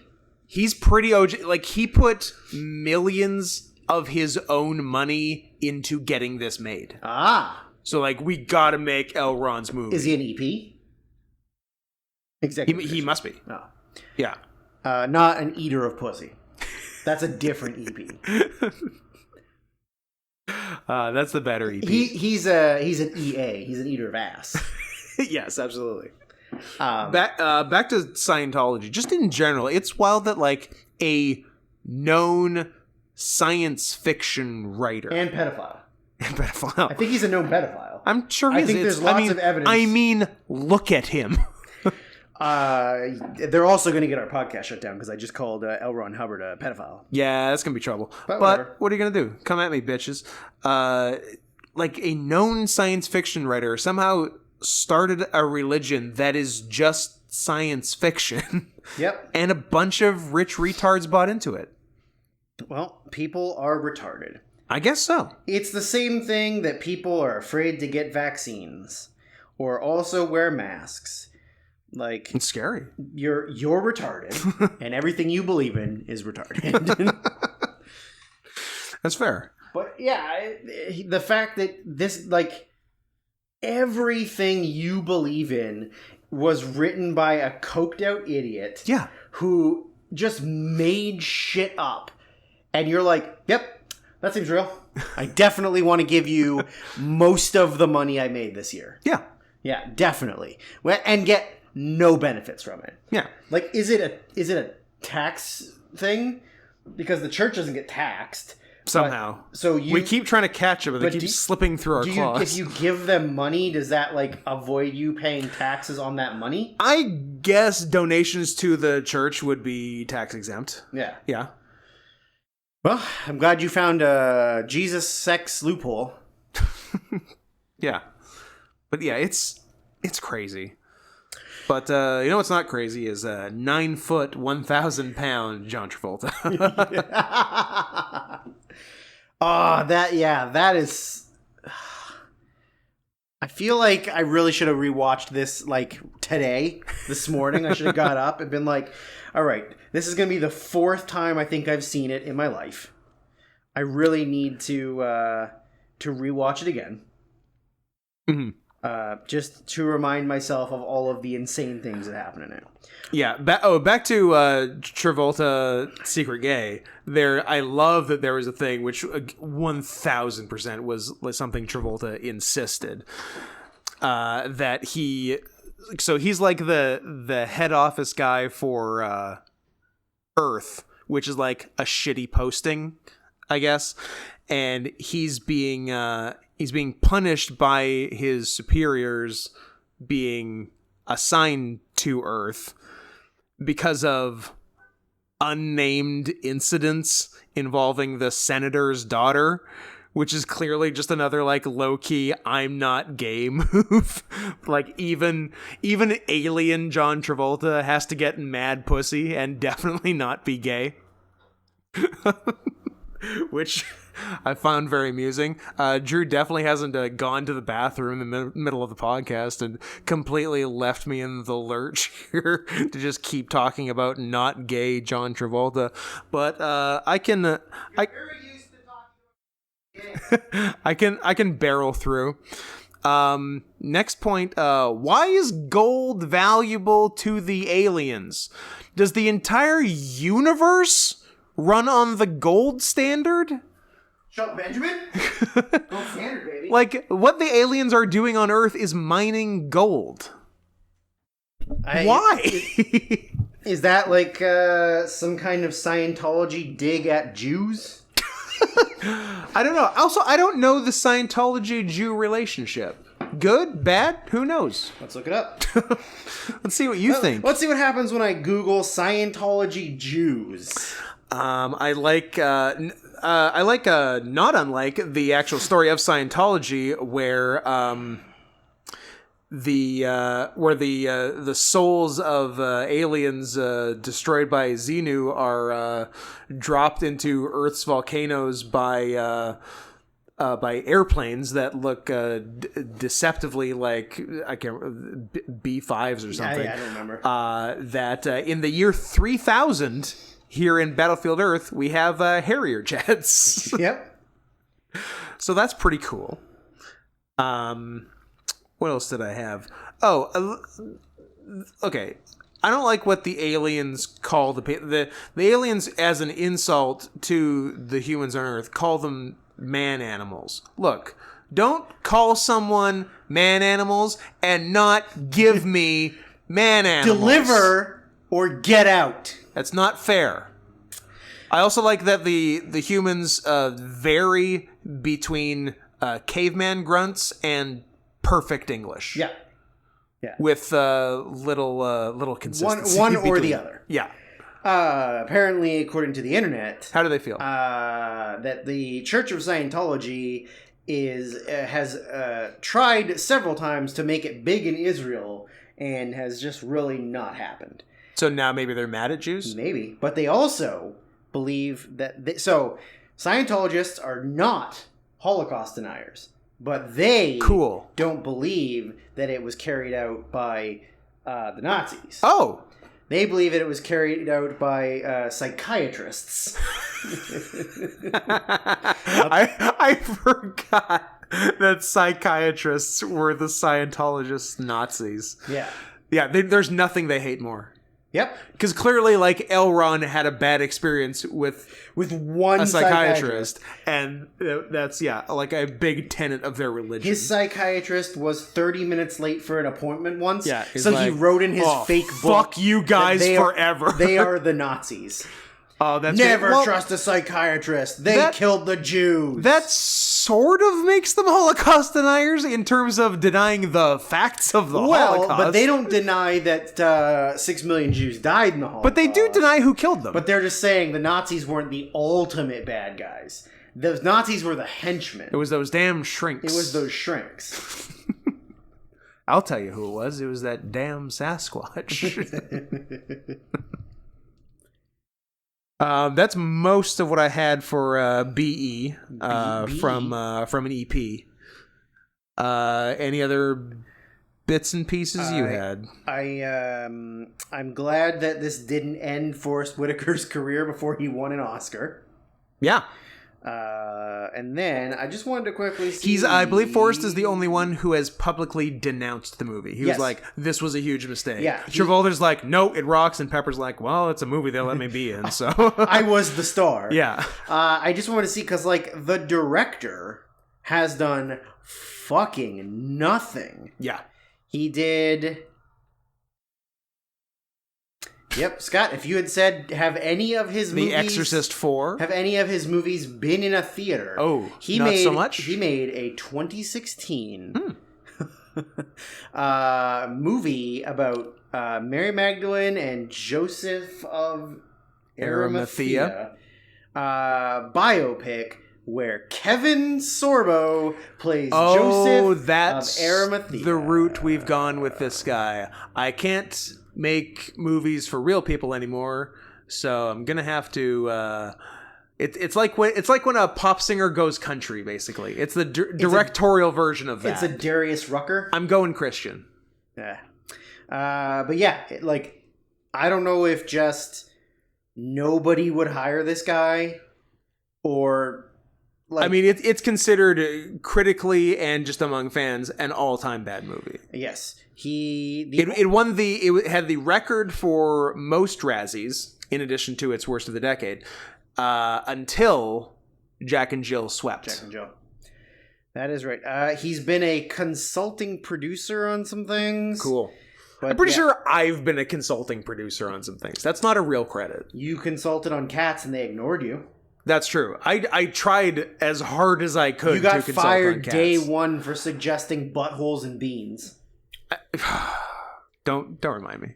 And they were like, hey, buddy, we're not trying to make some kind of fuck movie. And then you're like, but they sort of did. It was such a horny movie. But there was no buttholes. I know, but there should have been for the amount of horniness. No nipples. I know. They ignored you from day one. Why were you even there if they weren't going to listen to you? I was even there. I felt ignored. But no, we need to make a good Cats and a good furry Vengeance. And X-rated hardcore. The Snyder cut of hardcore. X-rated hardcore, and you know what? A good Wonder Woman 1984, which just falls under the umbrella of Cats. Sorry, Snyder cut of cruising, not hardcore. Yes, cruising. Yeah. Not hardcore. Yeah. Although I wouldn't mind hardcore as well. Yeah. So those are our plans, and our immediate plans are getting lunch. Putting some food in and around my mouth. See you in a minute. At Police Wolf on Twitter. We're back. As promised, the Twitter handle of the day is... That's not ours. That's not ours. Is at Police Wolf. I didn't before when you found it. I'm going to do it right now on air. TF and TF accessories. The name...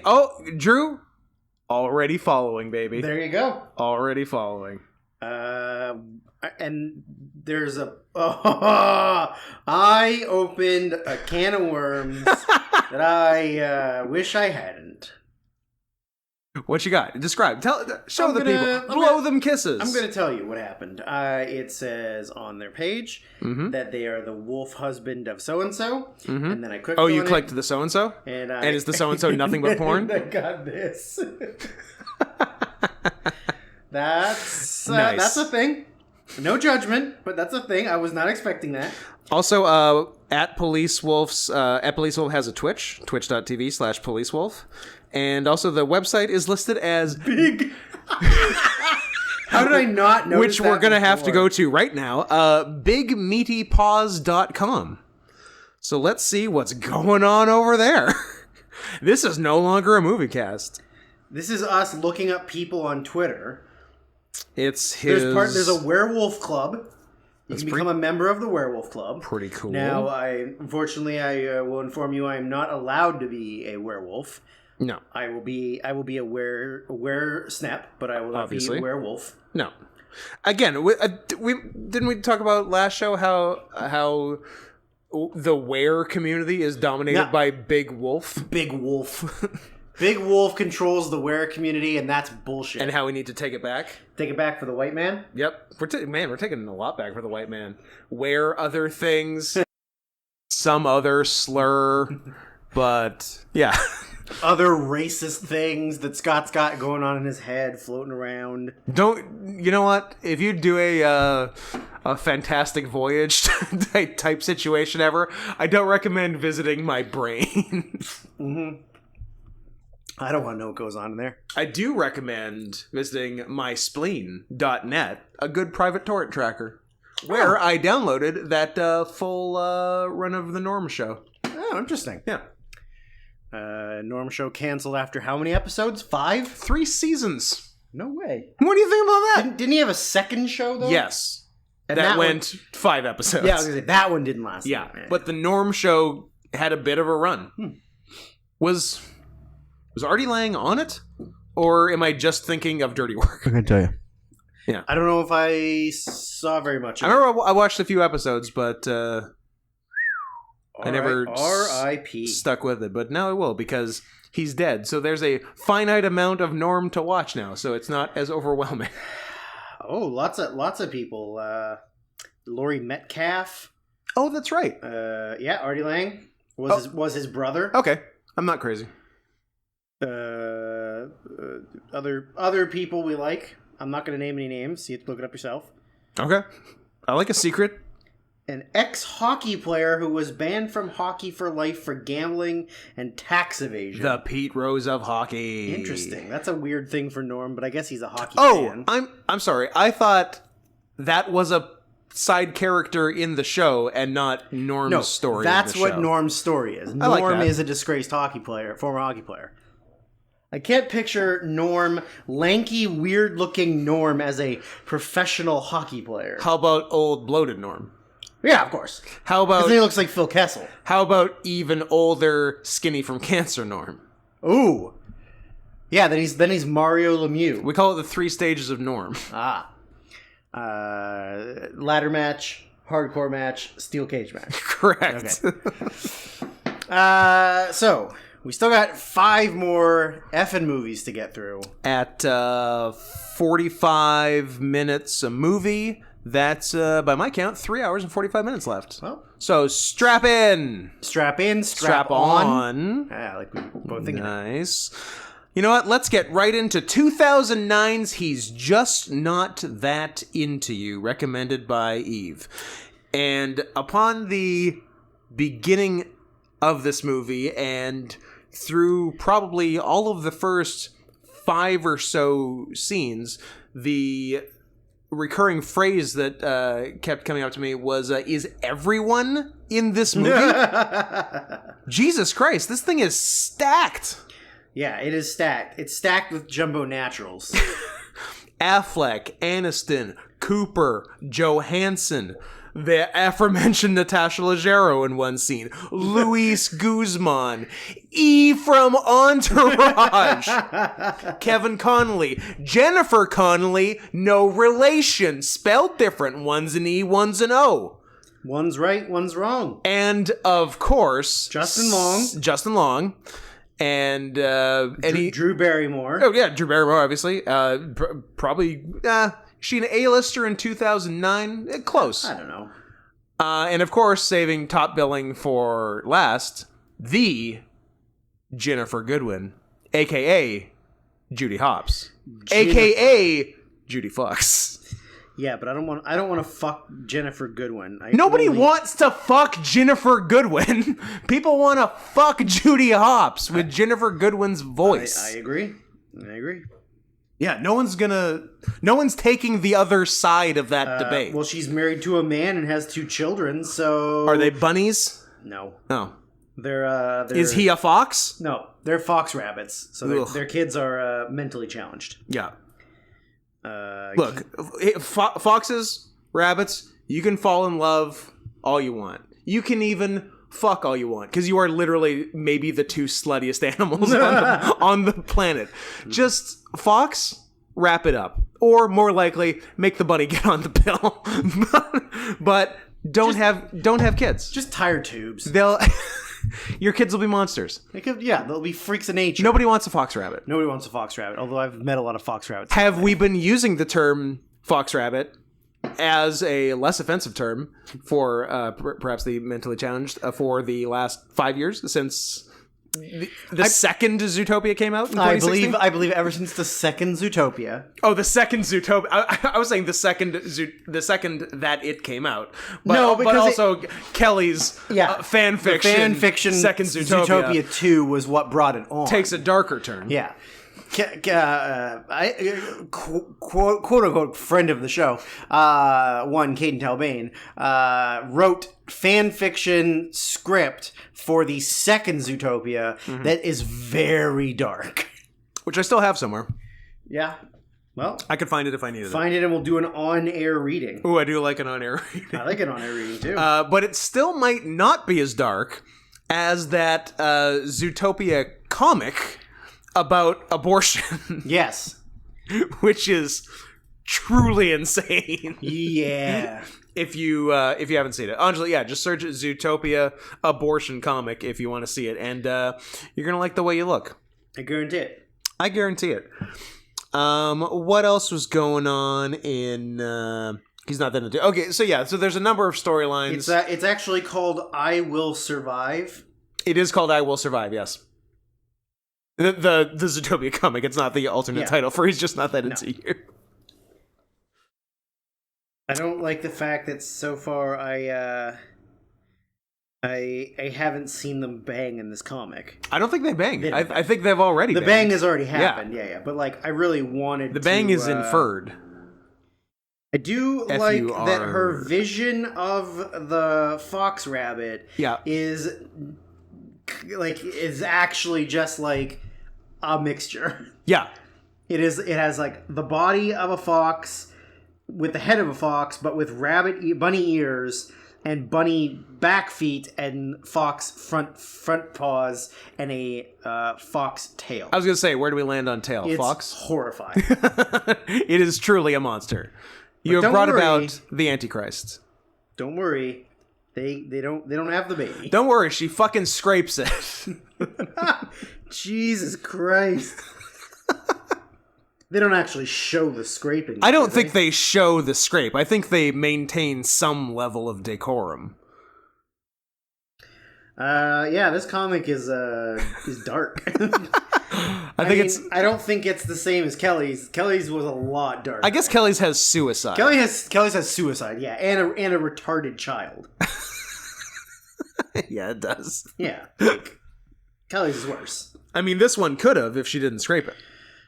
This is kind of the opposite of Kelly's in a way. Yes. Kelly's is pro-life. And this one's Kelly's is pro-life, and this one's pro-choice. And actually, if you put them together, it's kind of a furry sliding doors. Yeah. One way you have a retarded monster baby, and the other one you don't have a baby and your husband leaves you. Yeah.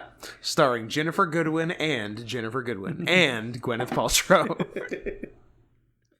Anywho. Is that 2 sliding doors references in a row? Back-to-back episodes, I think. Yep. Pretty exciting. So, one of the storylines is Ben Affleck and Jennifer Aniston. Arguably the better Bennifer. What do you think? Yeah. Okay. Yeah. That was easy. Yeah. What do you hate Puerto Ricans? No, but I feel like Jennifer Aniston might actually be a nice person. Has Ben been with 3 Jennifers? Lopez, Garner, Aniston? Although one of them is fake. Was he actually with Aniston then? No. But I like to believe the magic of movies. This would be his 3rd Bennifer. I mean, yeah, in theory, yes. But I don't think his character is Ben in the movie. You don't know that? I mean, I can look it up and tell you his name's not Ben. How about don't? How about I prove you wrong and make you sad? I mean, I don't think Ben Affleck plays Ben Affleck in He's just not that a character named Ben. He does play it in Jay and Silent Bob Strike Back. That is right. So he's not above playing himself. He should be, but he's not. Why don't you just stick to directing, Ben? His name is Neil Breen. Yeah. deGrasse Tyson. Neil Breen deGrasse Tyson, yeah. Combination of the two. A physicist and an expert filmmaker. Neil deGrasse Breen. Yeah. What are we even doing? If you average them, you'd have someone with average intelligence. I'm going to say below average. And an interesting internet presence between the two. Yes. Yes, absolutely. Anywho. So, yeah. What are we doing? This movie's Bennifer. They're in a loving, committed relationship for 7 years, and everything is great. They're not married because Ben doesn't believe in marriage, and you'll notice gives a lot of good reasons for not getting married.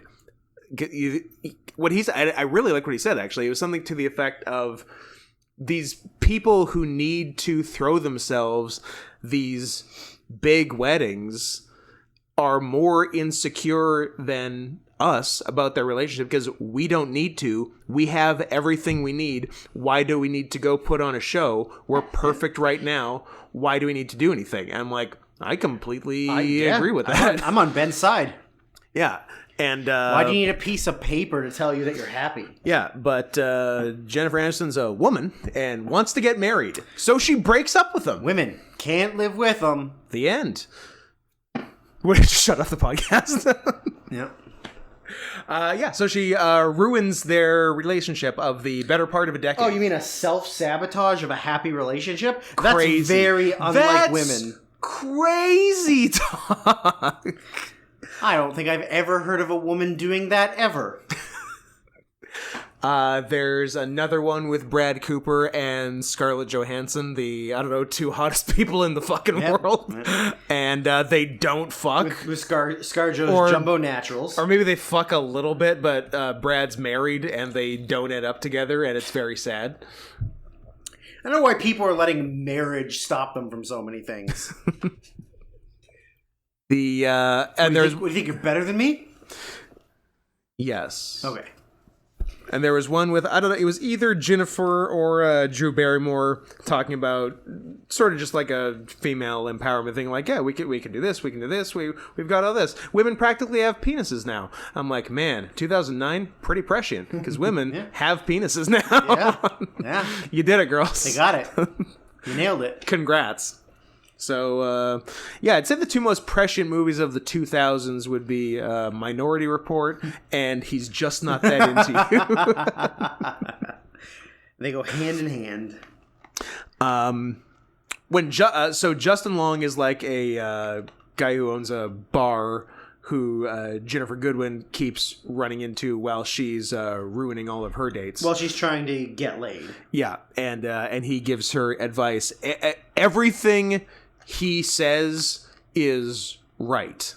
Yeah. Like, he's 100% correct on everything. And, like, he is clearly... Because this movie is based...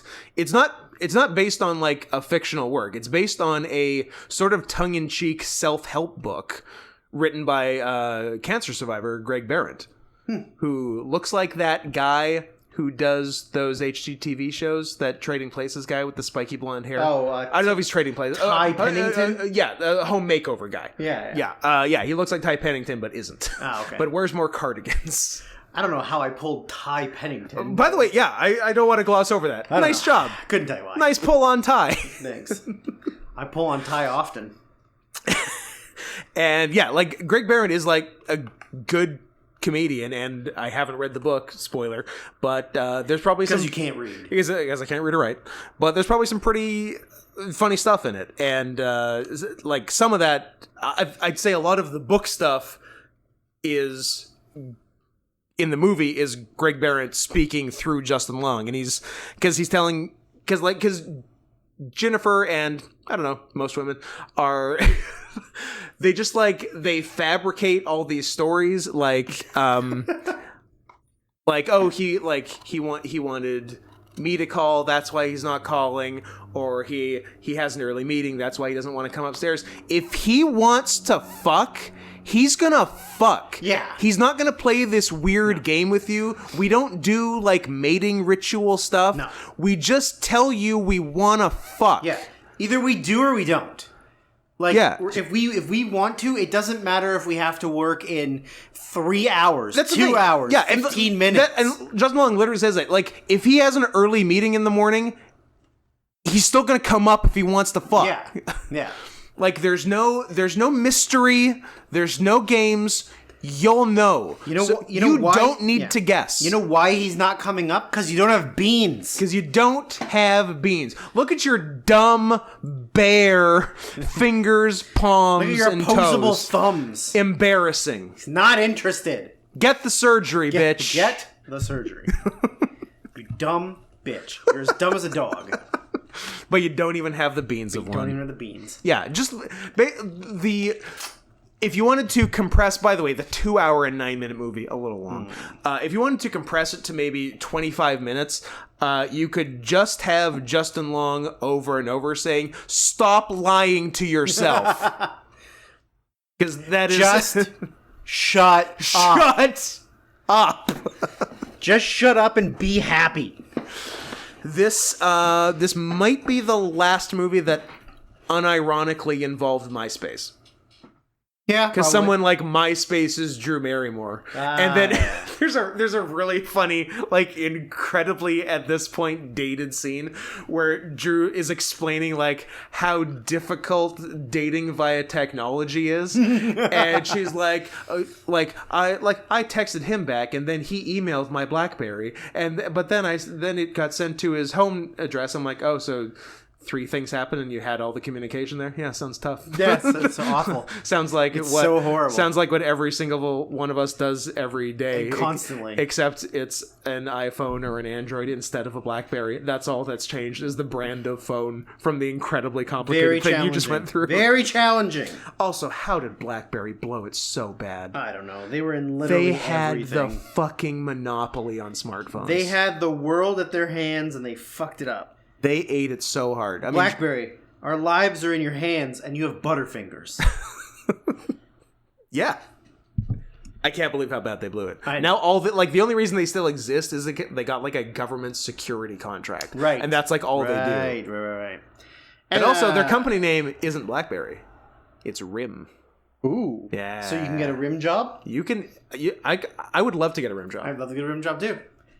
Are you offering rim jobs? Scott, let's get rim jobs. Let's get rim jobs. Isn't that was a Tosh thing, right? Like the website is like rim.jobs.com. That sounds right. Yeah. And it was a recruiting website for them. Yeah. I wonder if that still exists. The wrap up of the Affleck Aniston storyline after Aniston goes to her sister's wedding and sees all these wed people who kind of suck, and her dad, Chris Christopherson, has a heart attack for no reason, and it doesn't really noted highwayman Chris Christopherson. Noted highwayman doesn't really lead to anything. She eventually goes back to Ben and says, "I'm sorry I was a bitch about marriage. Like, I love you, you love me, we're committed, why do we need to get married?" And so they get back together. He's like, yeah, no shit, bitch. So they get back together, and then like the next week, goddamn coward-ass Affleck proposes marriage. Hooray. You won, Jennifer. Hope you're happy. Fucking coward. I hope Ben doesn't resent you for the rest of your fucking natural lives. I hope he doesn't cheat on you with his secretary. I hope he doesn't find a better Jennifer. Yeah, or two. Lopez, Garner, Aniston, Scott, Goodwin. I cannot tell you how far of a distant third Garner is on my list. It's not even close. Strong jaw on that woman. Yeah, she is fucking like pug fugly to me.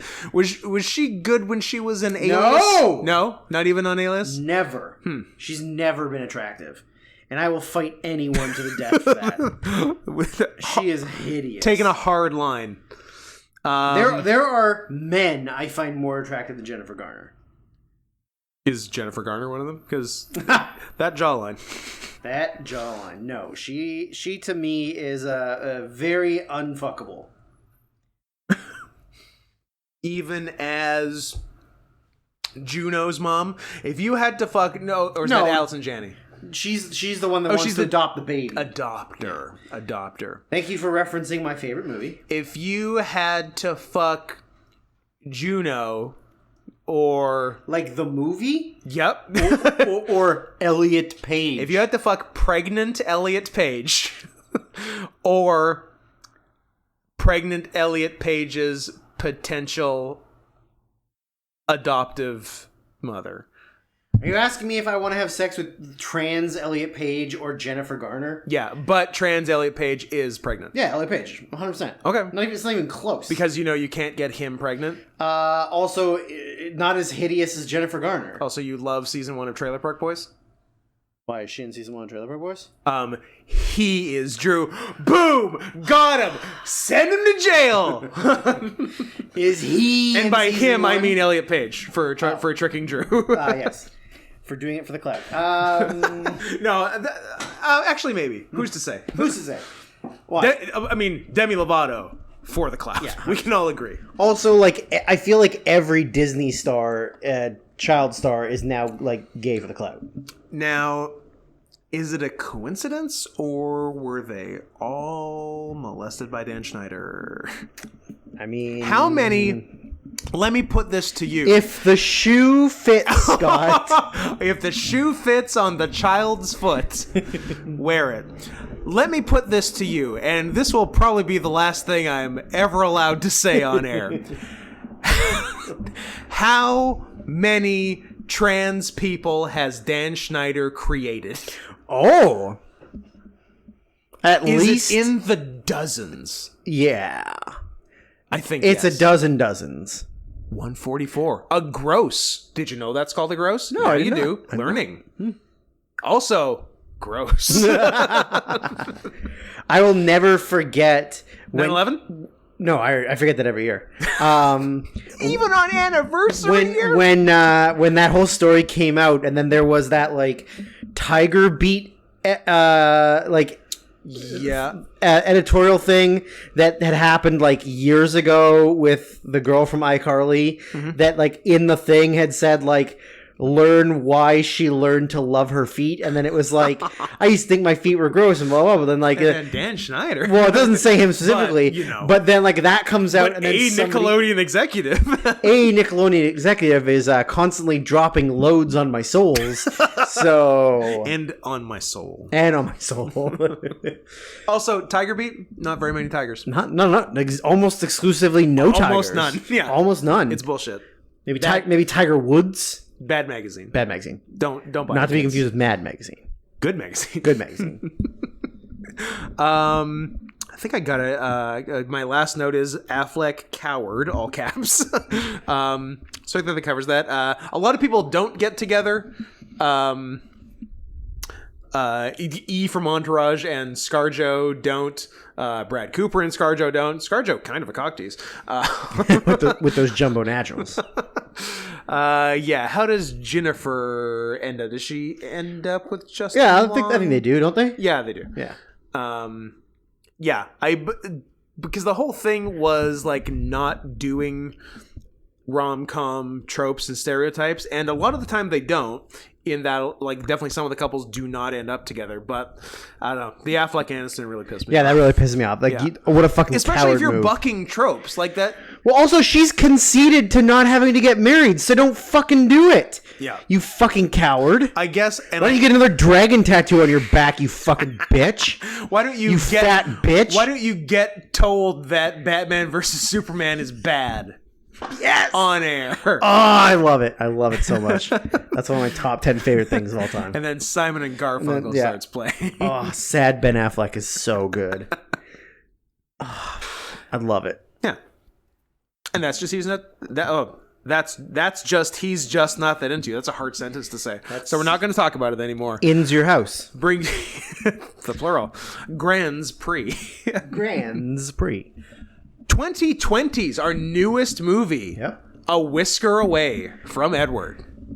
Not to be confused with 9 Lives, which I jokingly confused them for. So this is the one where Kevin Spacey turns into a cat. And then diddles a kid while he's a cat, and then comes out as a gay cat, and everybody's like, yeah, all right. What are you going to do? Cancel me? I'm a gay cat. Yeah, I'm gay. You can't cancel me. Then you're the bad guy. Yeah. Then you're preventing me from having gay sex because I'm a gay man. As a gay cat, I can rape a little bit as a treat. As a treat. Come on. Do you want these crunchies? No, I would like to rape, please. Then we got on a big Spacey kick. Yeah, and because apparently he's coming back and doing something in Europe. Or I think it was filmed in Europe. Of course, it was filmed in Europe. Only exclusively. And then I'm like, Europe. oh, was it directed by Roman Polanski? And I'm like, a Polanski Spacey mashup sounds pretty cool, actually. Directed by Polanski, starring Kevin Spacey, written by Woody Allen. Cinematography by what's his name? Troy something. Polamalu. Troy. Why do I have the name Troy Vargas? The pedophile from Powder and Jeepers Creepers. Oh, is it Troy Vargas? Also, if it's not, maybe. If it's not, who's Troy Vargas? So the movie is it's Italy, I think. Troy Vargas is no one, by the way. He's a crazy name I made up. Powder guy is, wait for it, Pablo Escobar. Victor Salva. So the movie's in Italy. It's The Man Who Drew God is what it's called. And it's but not Muhammad, because you can't draw Muhammad. No, not that God. Not that God. This God. Kevin Spacey. Cool God. Faye Dunaway. Hey! She's back, and she's pissed. And Franco Nero, who is also the director. Also starring in it. Interesting. Has he directed anything? Probably not. He has not. And is he an actor in anything we know? He had a small role in 9/11. in John Wick Chapter 3 Parabellum? Chapter 2. Damn it. I think he might be a stunt guy, maybe? Okay. But yeah, so he's back. And then he's also apparently starring as Gore Vidal in a Gore Vidal biopic. Who plays Buckley? I don't know if there is one. Who gets to call him a goddamn queer? And then who does he in turn get to call a crypto-fascist? No, it's about... a young man spends a summer in Italy where he meets his idol, Gore Vidal, who teaches him about life, love, and politics. Okay. It's Call Me By Your Name if Armie Hammer was Gore Vidal. Well, what if Michael Stolberg is also in it? What? Is he a cool dad in that one, too? He's a cool dad in this one, too. Sick. It's directed by a noted gay man, I guess. Noted gay man.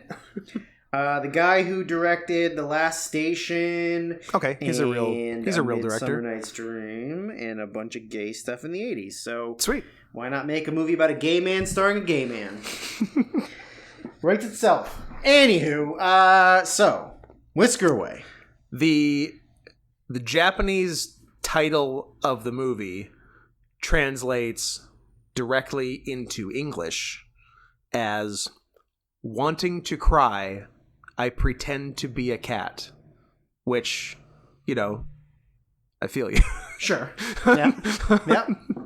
That hits close to home. AKA Scott most days. And that's the review. That's all. So I only wrote one note, but I want you to give what you've got before I say my one note. Okay. So the movie's presented, or the action is presented very cutely, but this bitch is a goddamn stalker. Yeah.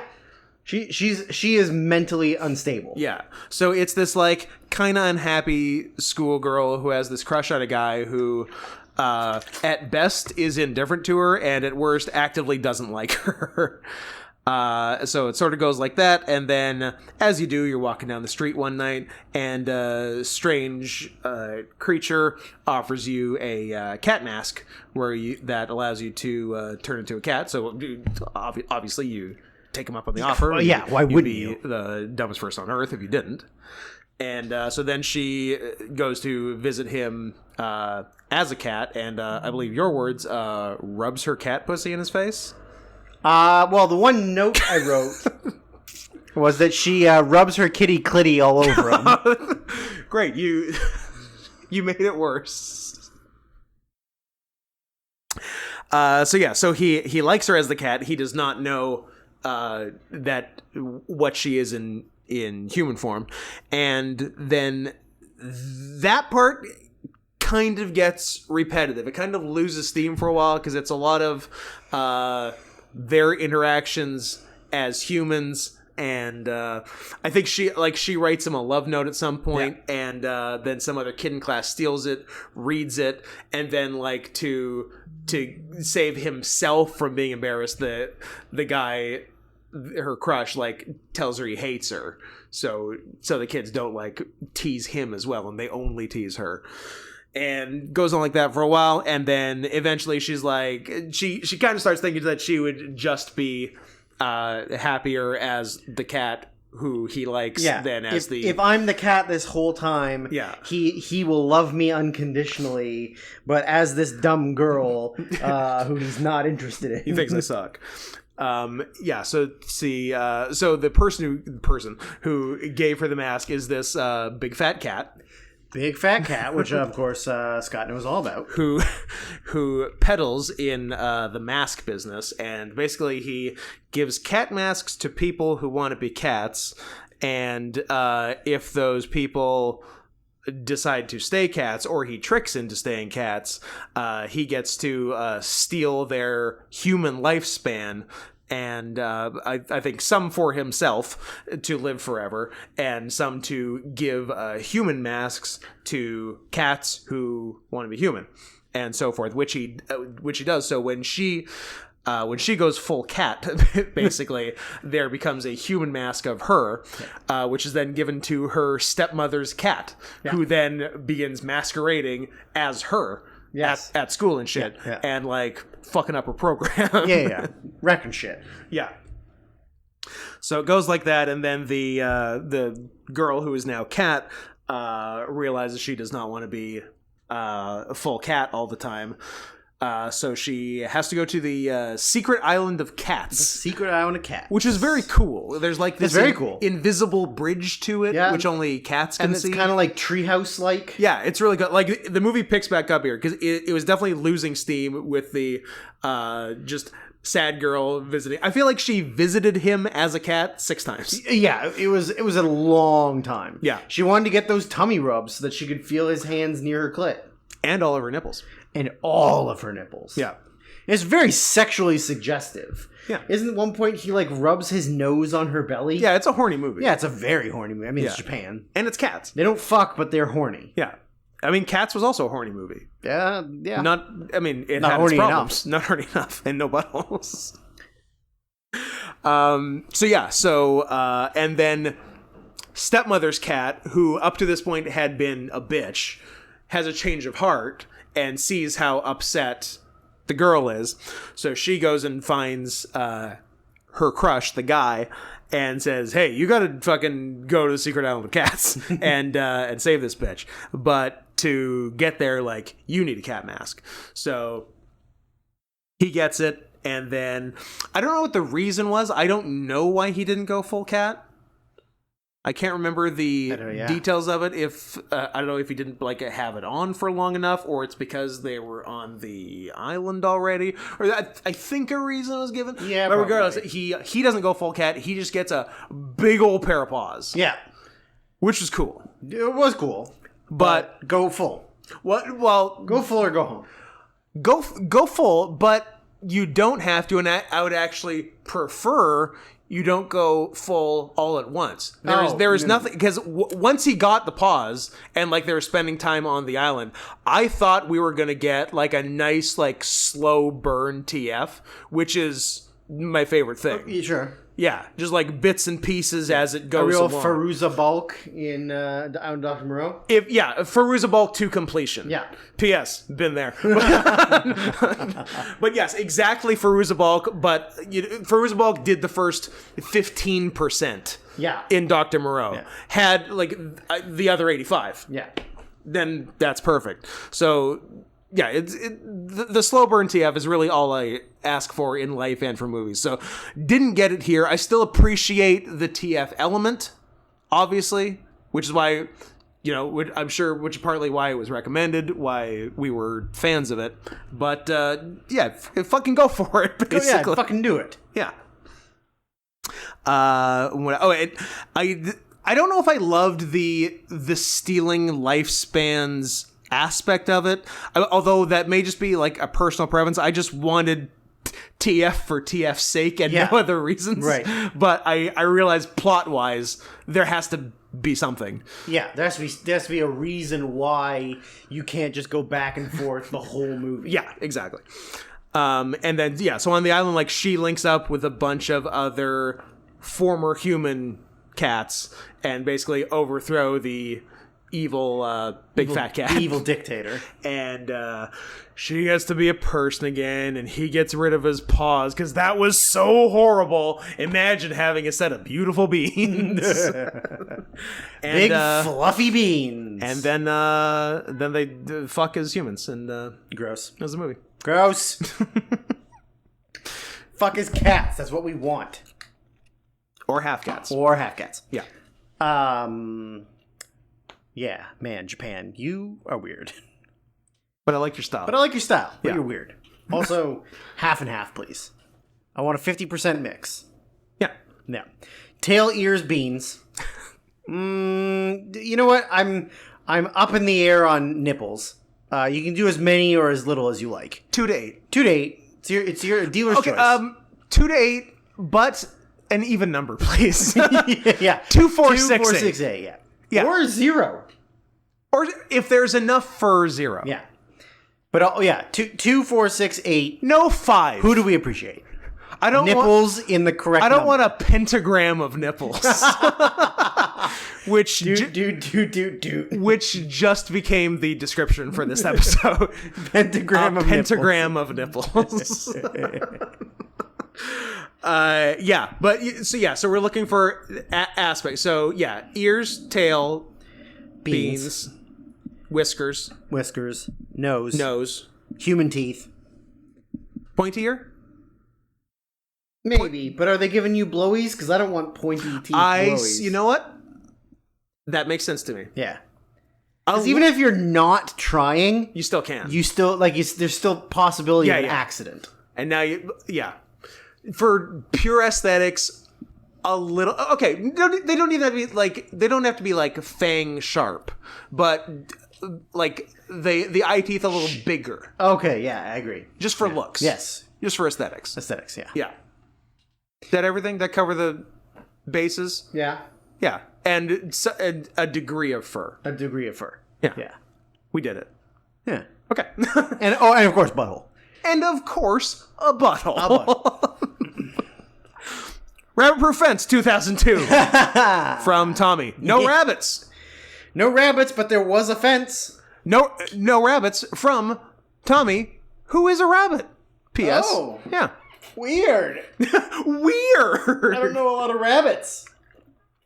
I don't know, but I appreciate, at the end of the day, anyone who's not a dog. I concur. Dogs are the bottom. If you lions are the bottom. Yeah. And of course, non-mammals. But I love Animal Kingdom racism. It's the best. It's the best. I love that all big cats are A pluses. Lions, F. We found a way to sublimate our very real racism into socially acceptable furry racism. Yeah. Because no one's getting mad at us for talking shit about lions. Nope. Like, we can put lions in sets of 3 brackets and it's fine. No one's yelling at us. Lions and scalies and avians and people from the subcontinent. And... Oh, avians, the antagonists of Cats and Dogs 3... Yep. Paws United? Yep. Got or it. Paws Unite? I don't know. Whatever. Who gives a shit? Represents is a delightful little romp. It's a romantic comedy about... Between whom? Go on, please. Between John Connor of Jason Clarke and that Aboriginal man, the tracker. It's a love Actually, story. Yes. It's Brokeback Mountain. Actually, yes. There was a spark, electricity there. Yeah, absolutely. I like the idea of having mixed race kids, just so you can call them half caste and be mean to them. Yeah. Well, what other reason would there be to have them? I don't know. Here's what else I like, Drew. Riddle me this, except it's not a riddle; it's just a statement. So Kenneth Branagh is the legal guardian of every half-breed in Western Australia. Yeah.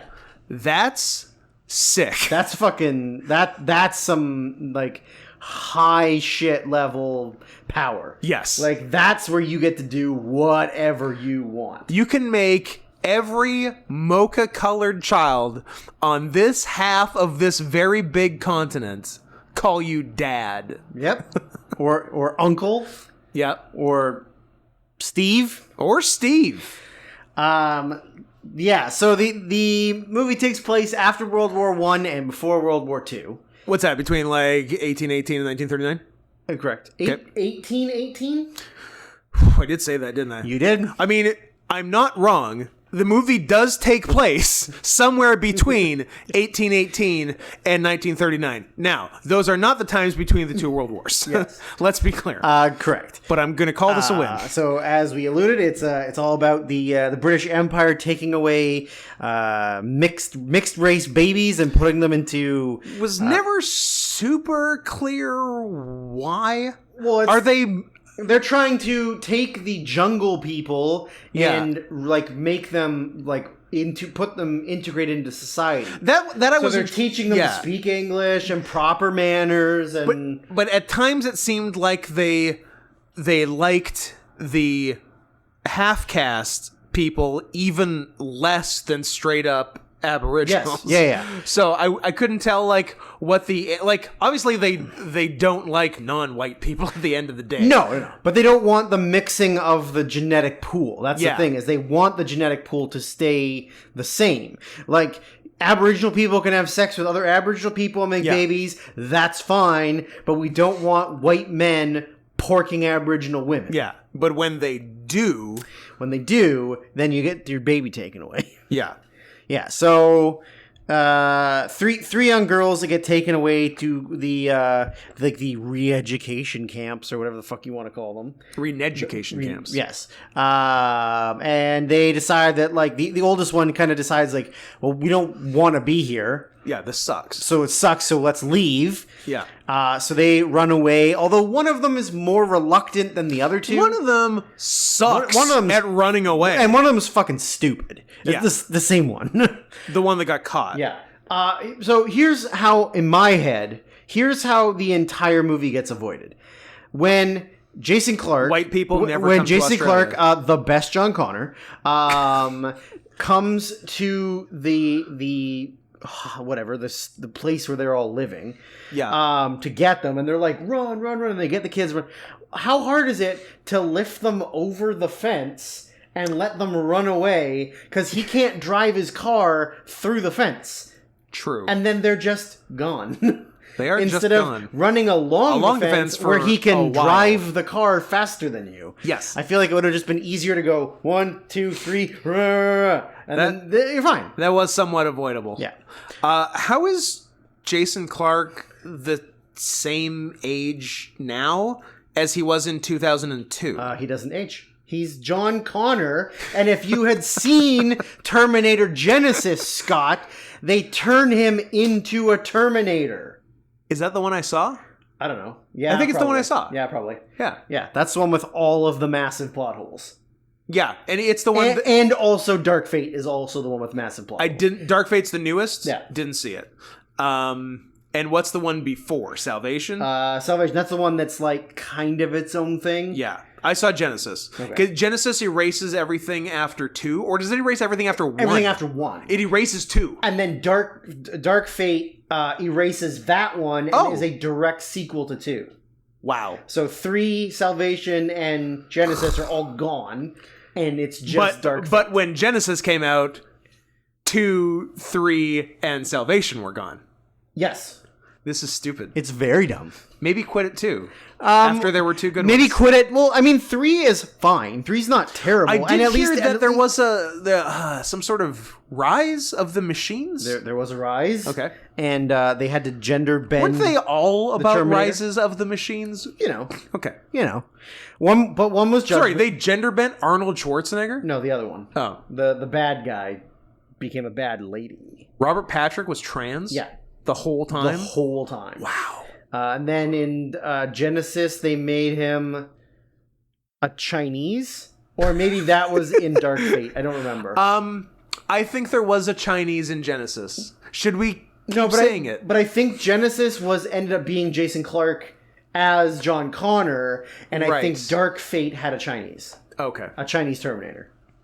No, can't do it. Chinese Terminator. No, I was going to use a harder letter at the end. But I'm trying to find a way to do it without that. Like a gentleman. Oh, like a non-racist. The Ching... No. Oh. We're trying not to. Stop it. The Termachanger. Terminator. Egg roll, wonton, fortune cookie, eating dogs.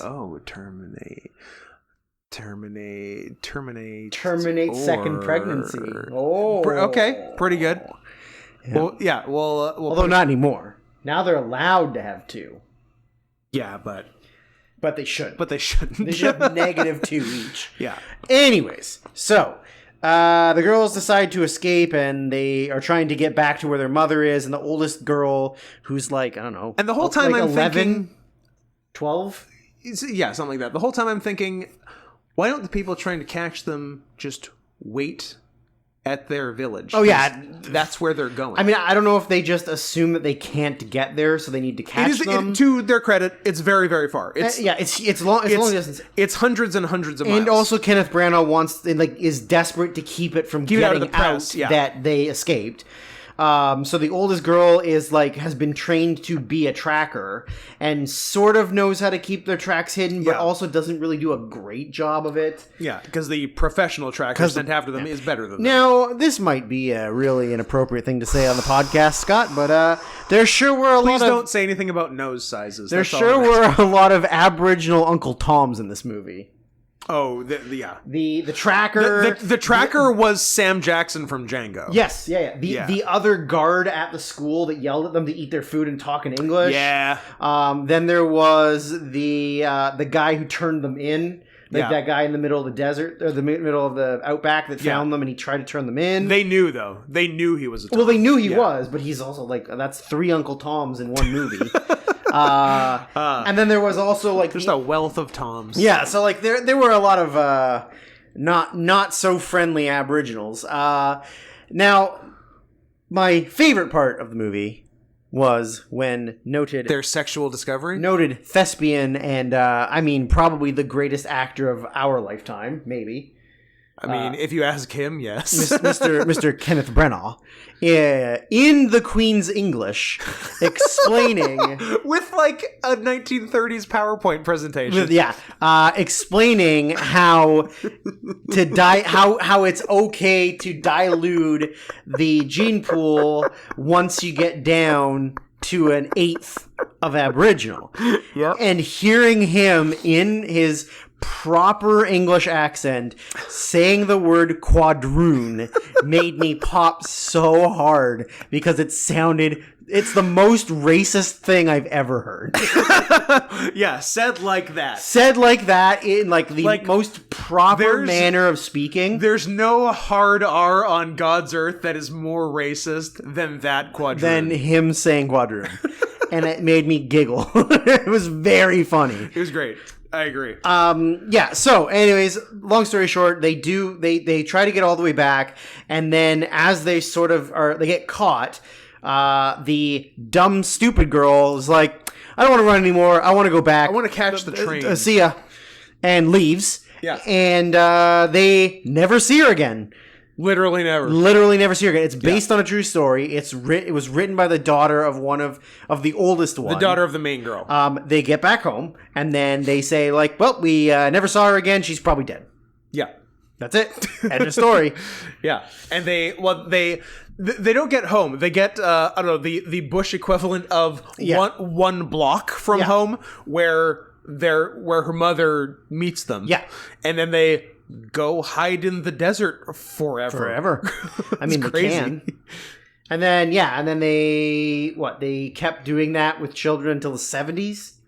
It is wild how late they did that. It's wild how late Canada did that. No, Canada, there's no blood on Canada's hands. Okay, yeah. We're clean. Blood free. Yeah. Also, happy in just a few hours from now, new Canadian holiday, National Day of Truth and Reconciliation, aka sorry Native Canadians. Oopsie. But again, no blood on our hands. Hey, as long as I don't have to pay anybody any money, then it's fine. You get a day off. No reparations. I mean, I wasn't working anyways, but you should get Friday off. Ooh, good call. I'm gonna not go to work on Friday. I just saved your life. 4-day weekend, baby. Ayo. Except for I probably get paid for tomorrow. You probably do get paid for tomorrow. Well, whatever. Just don't go to work for a couple weeks. Yeah. What are they gonna do? Nothing. They're pussies who won't. We can't talk about it. Scott will get fired. Literally, their company is listening. Yeah. Their umbrella company. Their umbrella company is listening. So Jeff Bezos. I enjoy. But I was glad that I watched it because it was on my watch list for a long time.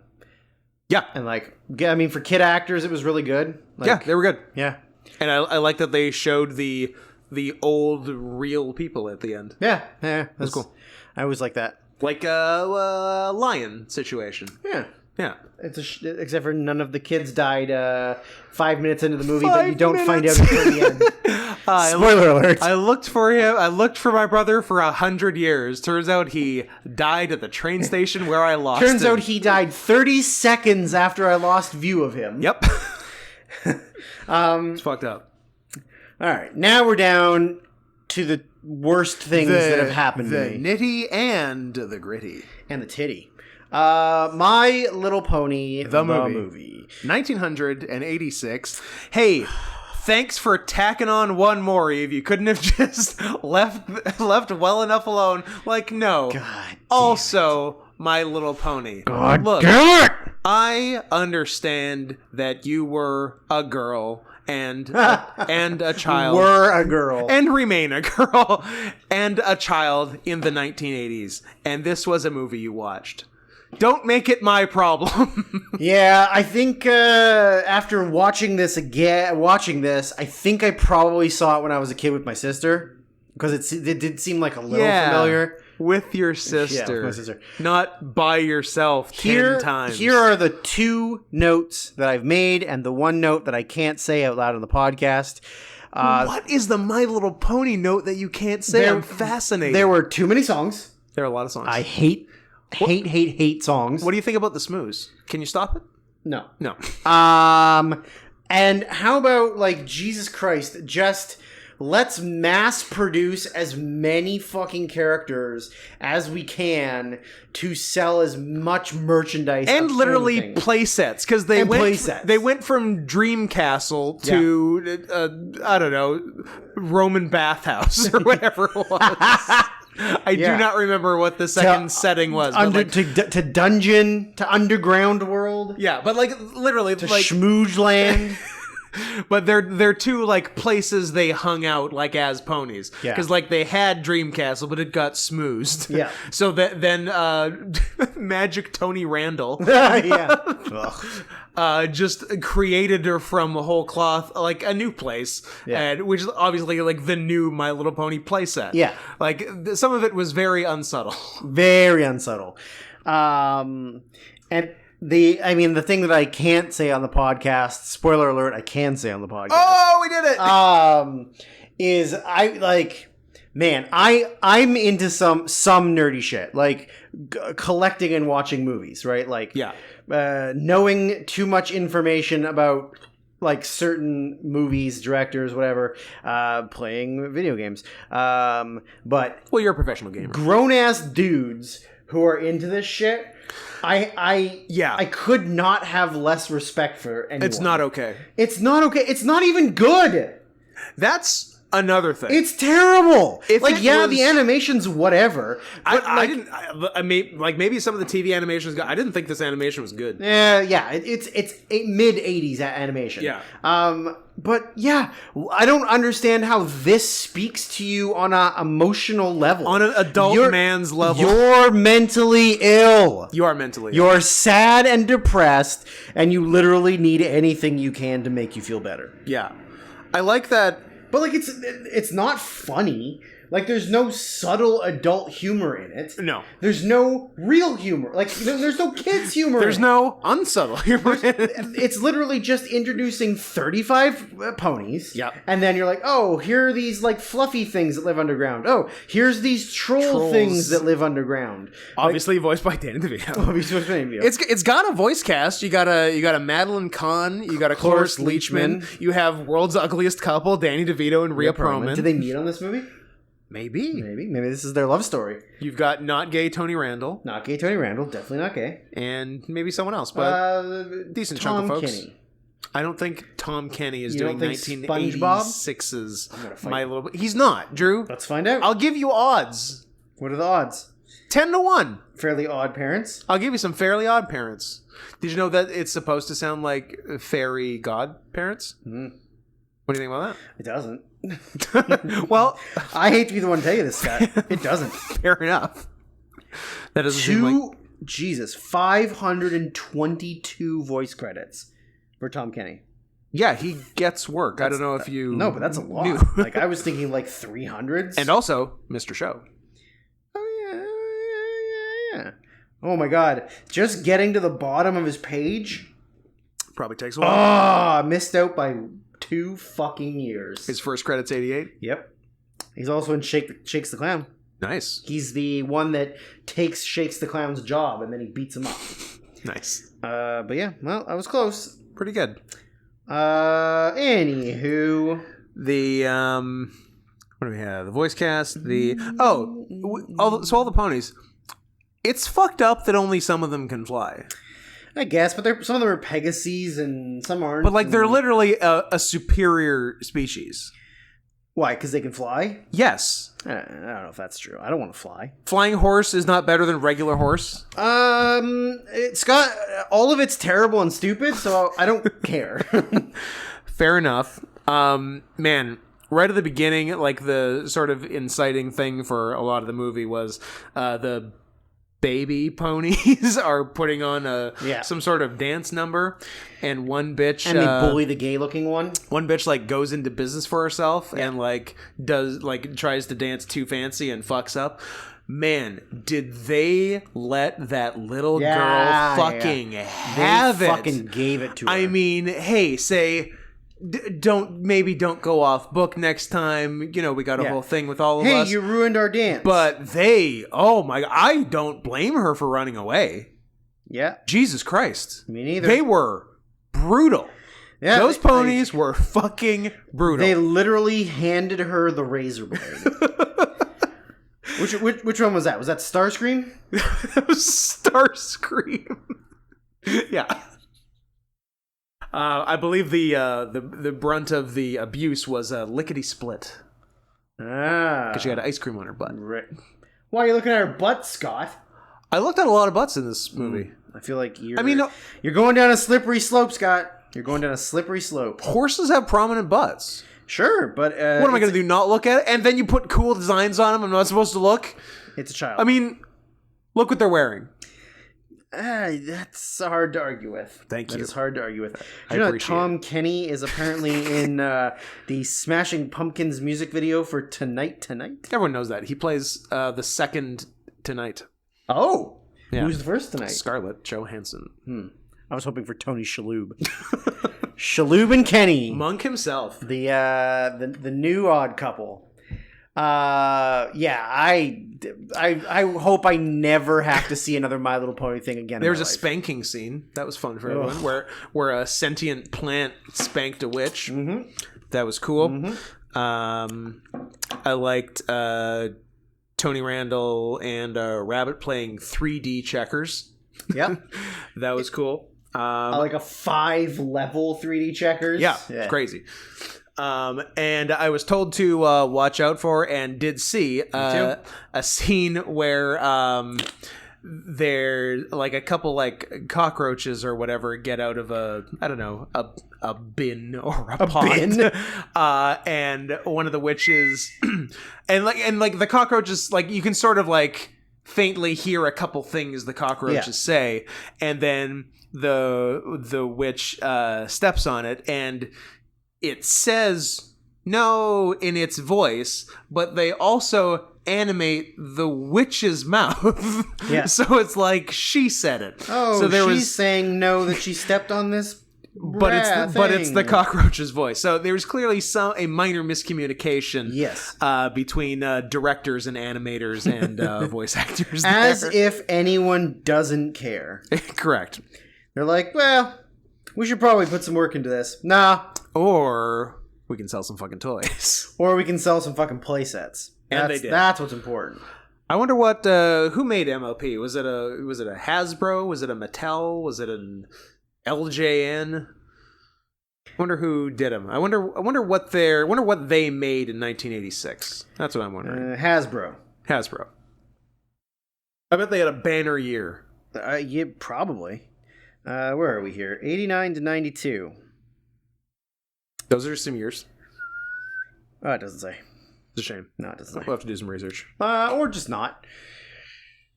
So, as we ended All Request Spectacular #1 with Gumby the movie, so do we end All Request Spectacular #2 with Swamp Ape 2017. A 57-minute movie on YouTube. Recommended to us by the Consortium. So, here's in my head what I secretly hoped was happening. That the Consortium was me! Oh! No. Now, I will say that this movie was a second choice. Yeah, correct. Because the original choice was the Troma film, Yeti, A Love Story. Yeah. Which we could not find anywhere for free and flat out refused to pay for. Correct. We did find the sequel. Yes. The sequel was available. Yeah. But we wouldn't have understood it in context. Of course not.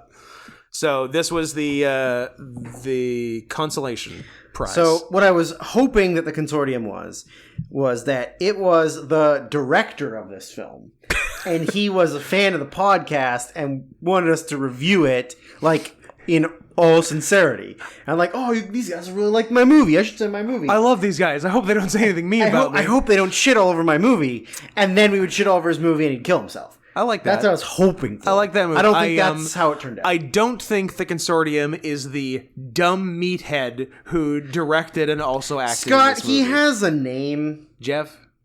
It is Jeff. It's Jeff something. Because he looks like my name is Jeff. Yeah, his name is Jeff something. He's worst case Channing Tatum. Yeah, he really is. Jeff Ward. Jeff Ward. Oh, yeah, because the production company is Hollywood Entertainment. You get it? Yeah, it's like Fairly Odd Parents. You know what? I got it. He also made what appears to be... gay porn. Gay porn. Oh! I was joking. Hercules Unbound. It's like 300 with any of the pretense dropped. Yes. And he's also the star in it. Of course he is. He stars as Hercules. But it's not. Oh, but he's not the director. Okay, well then that makes sense. Oh, okay. Good for him. Okay, good. Getting real work. Getting real work doing gay porn. He's also in Two-Headed Shark Attack. Good for him. Oh, he gets around. Maybe we misjudged him. So this is directed by and co-stars this guy is a fucking stereotype. Yeah. So he's a joke. First of all, as we said, this movie is 2017. Yes. Jeff Ward never left the year 2002. Oh yeah, 02 forever, baby. Every bit of dialogue, every stereotypical character, everything in this movie is from 2002. It the gay jokes, Scott, I'm not sure if you're aware, but did you know the large black girl was fat? Does she like food? Did you know that she was a fat pig? I really didn't have any idea if they hadn't mentioned it I don't know, a couple times or like 40 every times. Single time she was on screen? Every time she was on screen was her being a fat pig. Yes. And you could tell he was directing it oh yeah, she's totally a fat pig. Look at that fat pig. Oh yeah, eat it. Yeah. This guy strikes me as functionally retarded. Yes. He can get by. Yeah. But he has a low IQ. Low IQ. Yeah. Absolutely. So he's a shitty YouTuber who has a show called Dimes, which is an excuse for girl's a dime. him to talk to hot girls. Yeah. It's embarrassing. It's so embarrassing. Everything he does is embarrassing. But he has no idea it's embarrassing. No, that's he's completely earnest about it. Completely earnest about it. 100% thinks this is this is cool. Really funny, really sick. cool. Yeah. Bros dig it. Chicks want to be with him.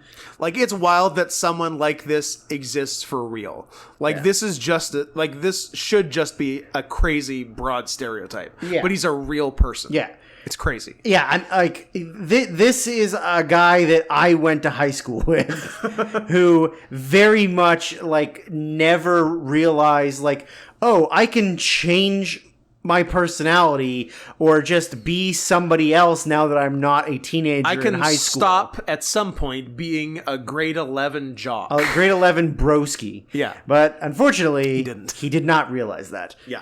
The acting alone was enough for me to realize okay, I thought this was going to be a funny sort of parody of this kind of stuff. It's really not. It's honestly not. As soon as I saw the acting, I was he thinks this is a real movie. Yeah. He thinks he's people. My first note was acting in all capitals. Yes. Yeah, literally the opening scene is two hicks with their dog walking through the Florida backwoods. Yeah. And the dog runs off. Runs off by just snapping its leash. Oh yeah, just takes 2 steps and the leash just immediately just breaks in half. Disintegrates, yeah. And it runs away and they go to chase him and then he goes in the water and the swamp ape gets him. Gets attacked by the swamp ape, which prompts the two guys to empty their entire guns just in that direction. Yes. So if the dog wasn't already dead. And one's holding a dollar store. Oh, the guns are funny. A dollar store, the ones you hold down that just make the clicking noise like you're shooting a machine gun. That. Just one of those, and then a handgun that the guy's holding fucking sideways style, just unloading at the water, and then there's a pause. Yeah. And then they should have been cut out, and then they react to what they're seeing. Yeah. And then they both get attacked. And then they're both dead. Yeah. And then, one of them gets a ketchup squirted in his face. Yeah. Yeah. But yeah, so you think it's going to be a dumb parody of Sasquatch movies or a parody of a horror movie. But it's just its own dumb Sasquatch. It's literally him trying his hardest to make a real movie. Like, he actually genuinely thinks that this is a good movie. So there's one funny thing in the movie, and it occurs pretty early. Oh, is it that she's fat? No. Is it that he says no homo? No. 0 for 2. Would you like a third try? I don't know. Does he call him a queer or something? I'm sure he does. Oh, okay. But it occurs right before the first Fat Girl is Fat, where she eats like 4 cupcakes. Oh, where they're in the car. Yeah. Right before that, the hot girl is like going through the guy's bag, and which I remember now. Which results in him tricking her into thinking a penis pump is a bong. Yeah. That was funny. Everything else? Yeah. Stupid. I would like to discuss very briefly penis pumps. Sure. I've never used one. I assume that they work. Never needed to use one. I assume that they work fine. But I can't imagine a situation where you're going to have sex and you're like, hold on one Let second. me get some hardware. And like, oh, okay, now we're good to go. Like, how could any woman, or I guess man, sit there and watch you do that and be like, and still agree to fuck you? Yeah, I'm turned on by this. I want to watch you pump blood into your penis. Just death grip it at the base. Just Ron Jeremy it. The rest of us. Yeah.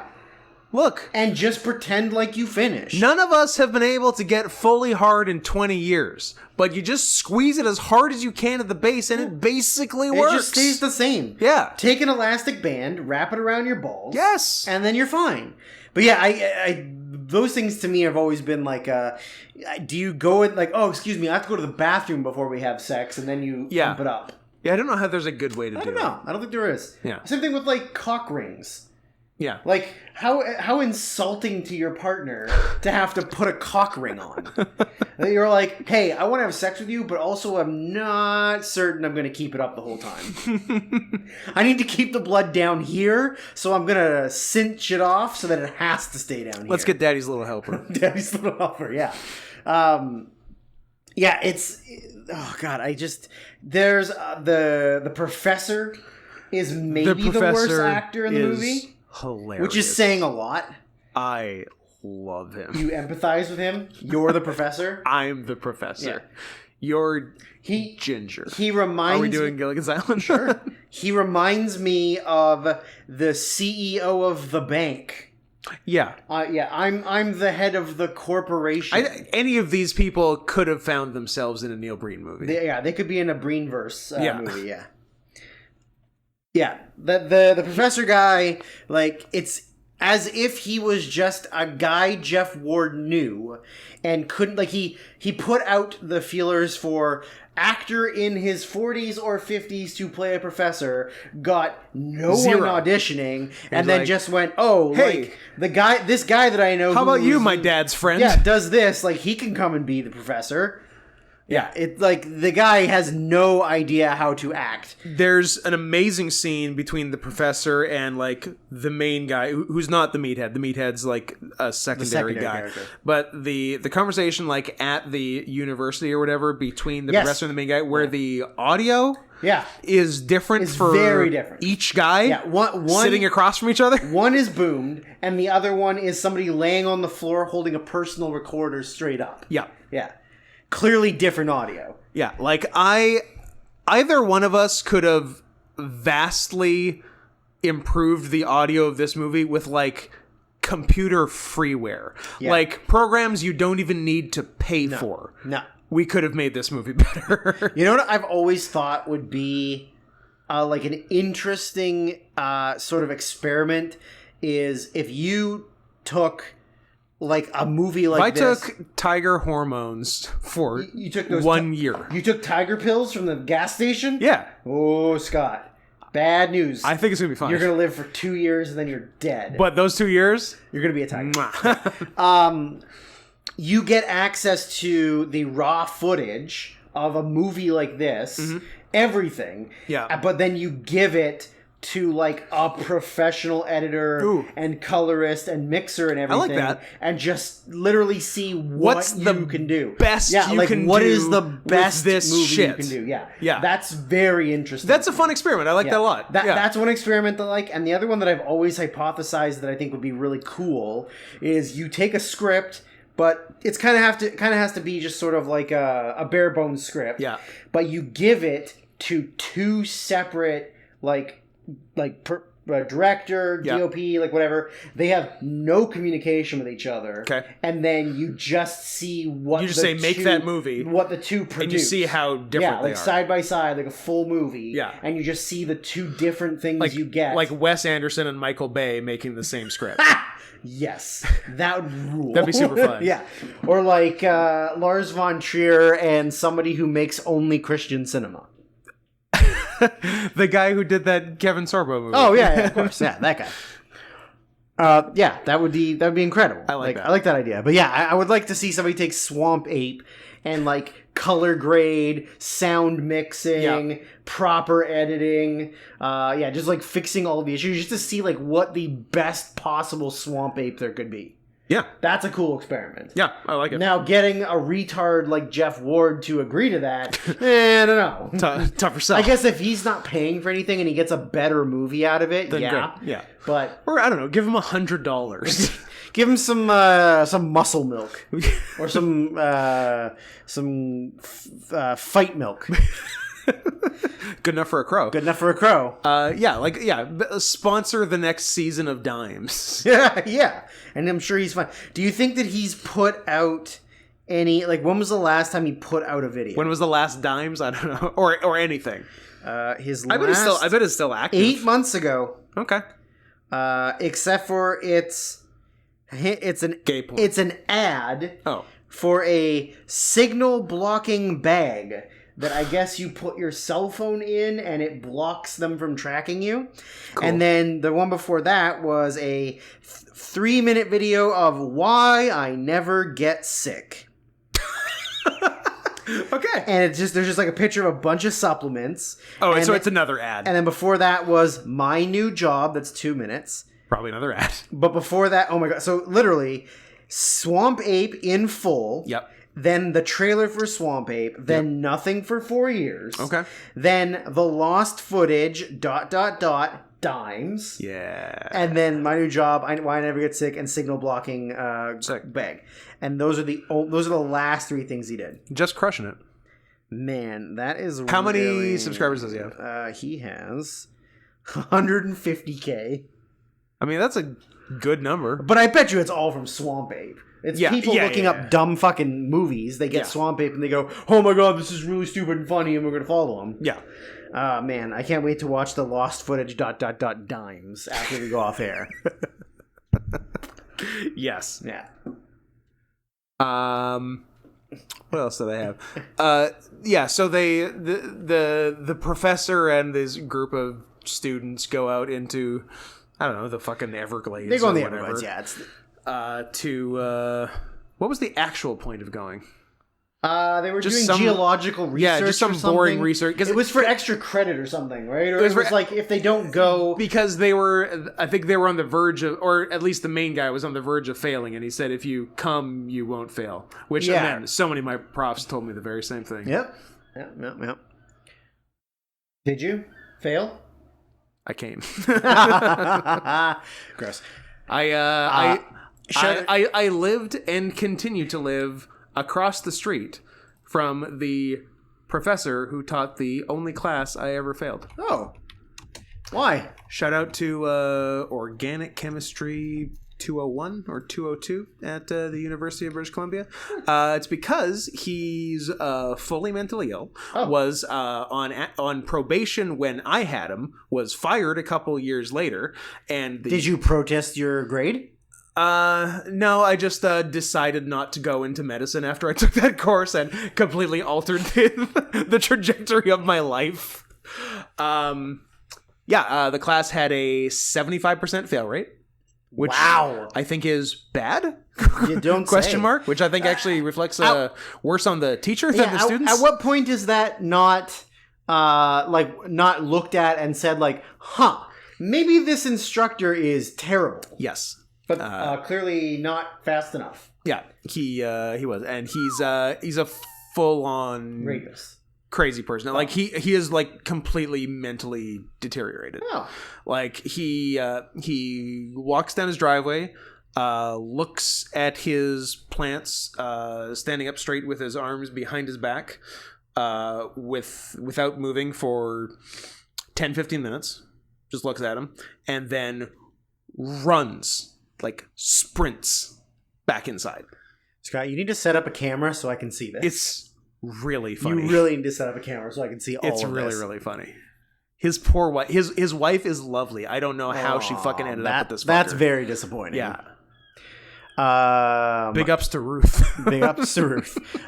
Big ups to Drew's hockey corner. Oh. Because at one point... I was going to say, why is Drew looking up hockey right now? At one point, as they are driving to the location, you can clearly see the sign, and they drive past the stadium for the East Coast Hockey League team, the Florida Everblades.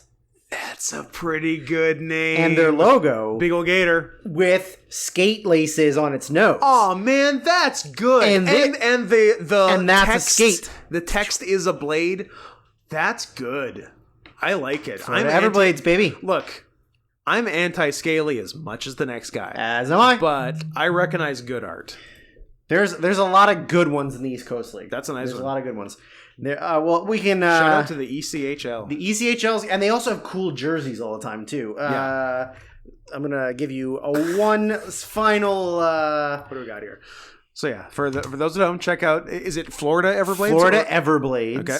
There's also the Greenville Swamp Rabbits. Swamp Rabbits. The stick is a carrot. Oh man, these guys, like, this is nice attention to detail. This is quality shit. But at the same time, it also has some of the worst. It really runs the gamut. It's the Utah Grizzlies. Okay, that is a 2021 logo. Okay, it's real bad.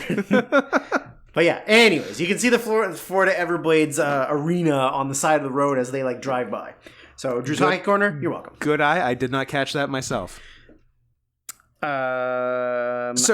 the meathead, like, bullies. So there's, like, a main guy, the meathead, and the nerd as far as, like, the guys go. The dudes. And I'm going to say... The two pretty girls. Two pretty girls. But they're, like, Florida pretty. Yeah. Yeah, it's a sliding scale. And then the fat black girl. Yeah, I'm going to say from an aesthetic standpoint, the nerd was too cute. Yeah. No, you're right. He was too hunky. Yeah.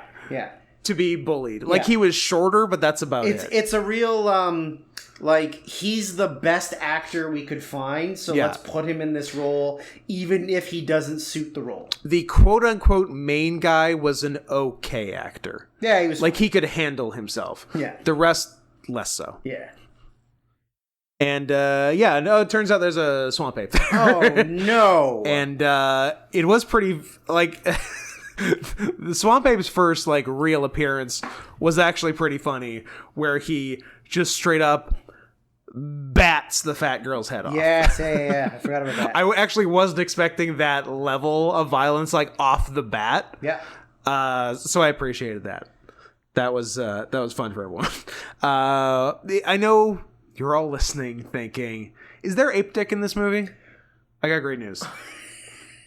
There's heavy ape There's dick. A heavy. You see Swamp Ape getting and like the full process of getting an erection in this movie. Yeah. It's disgusting. It's a hole in a suit.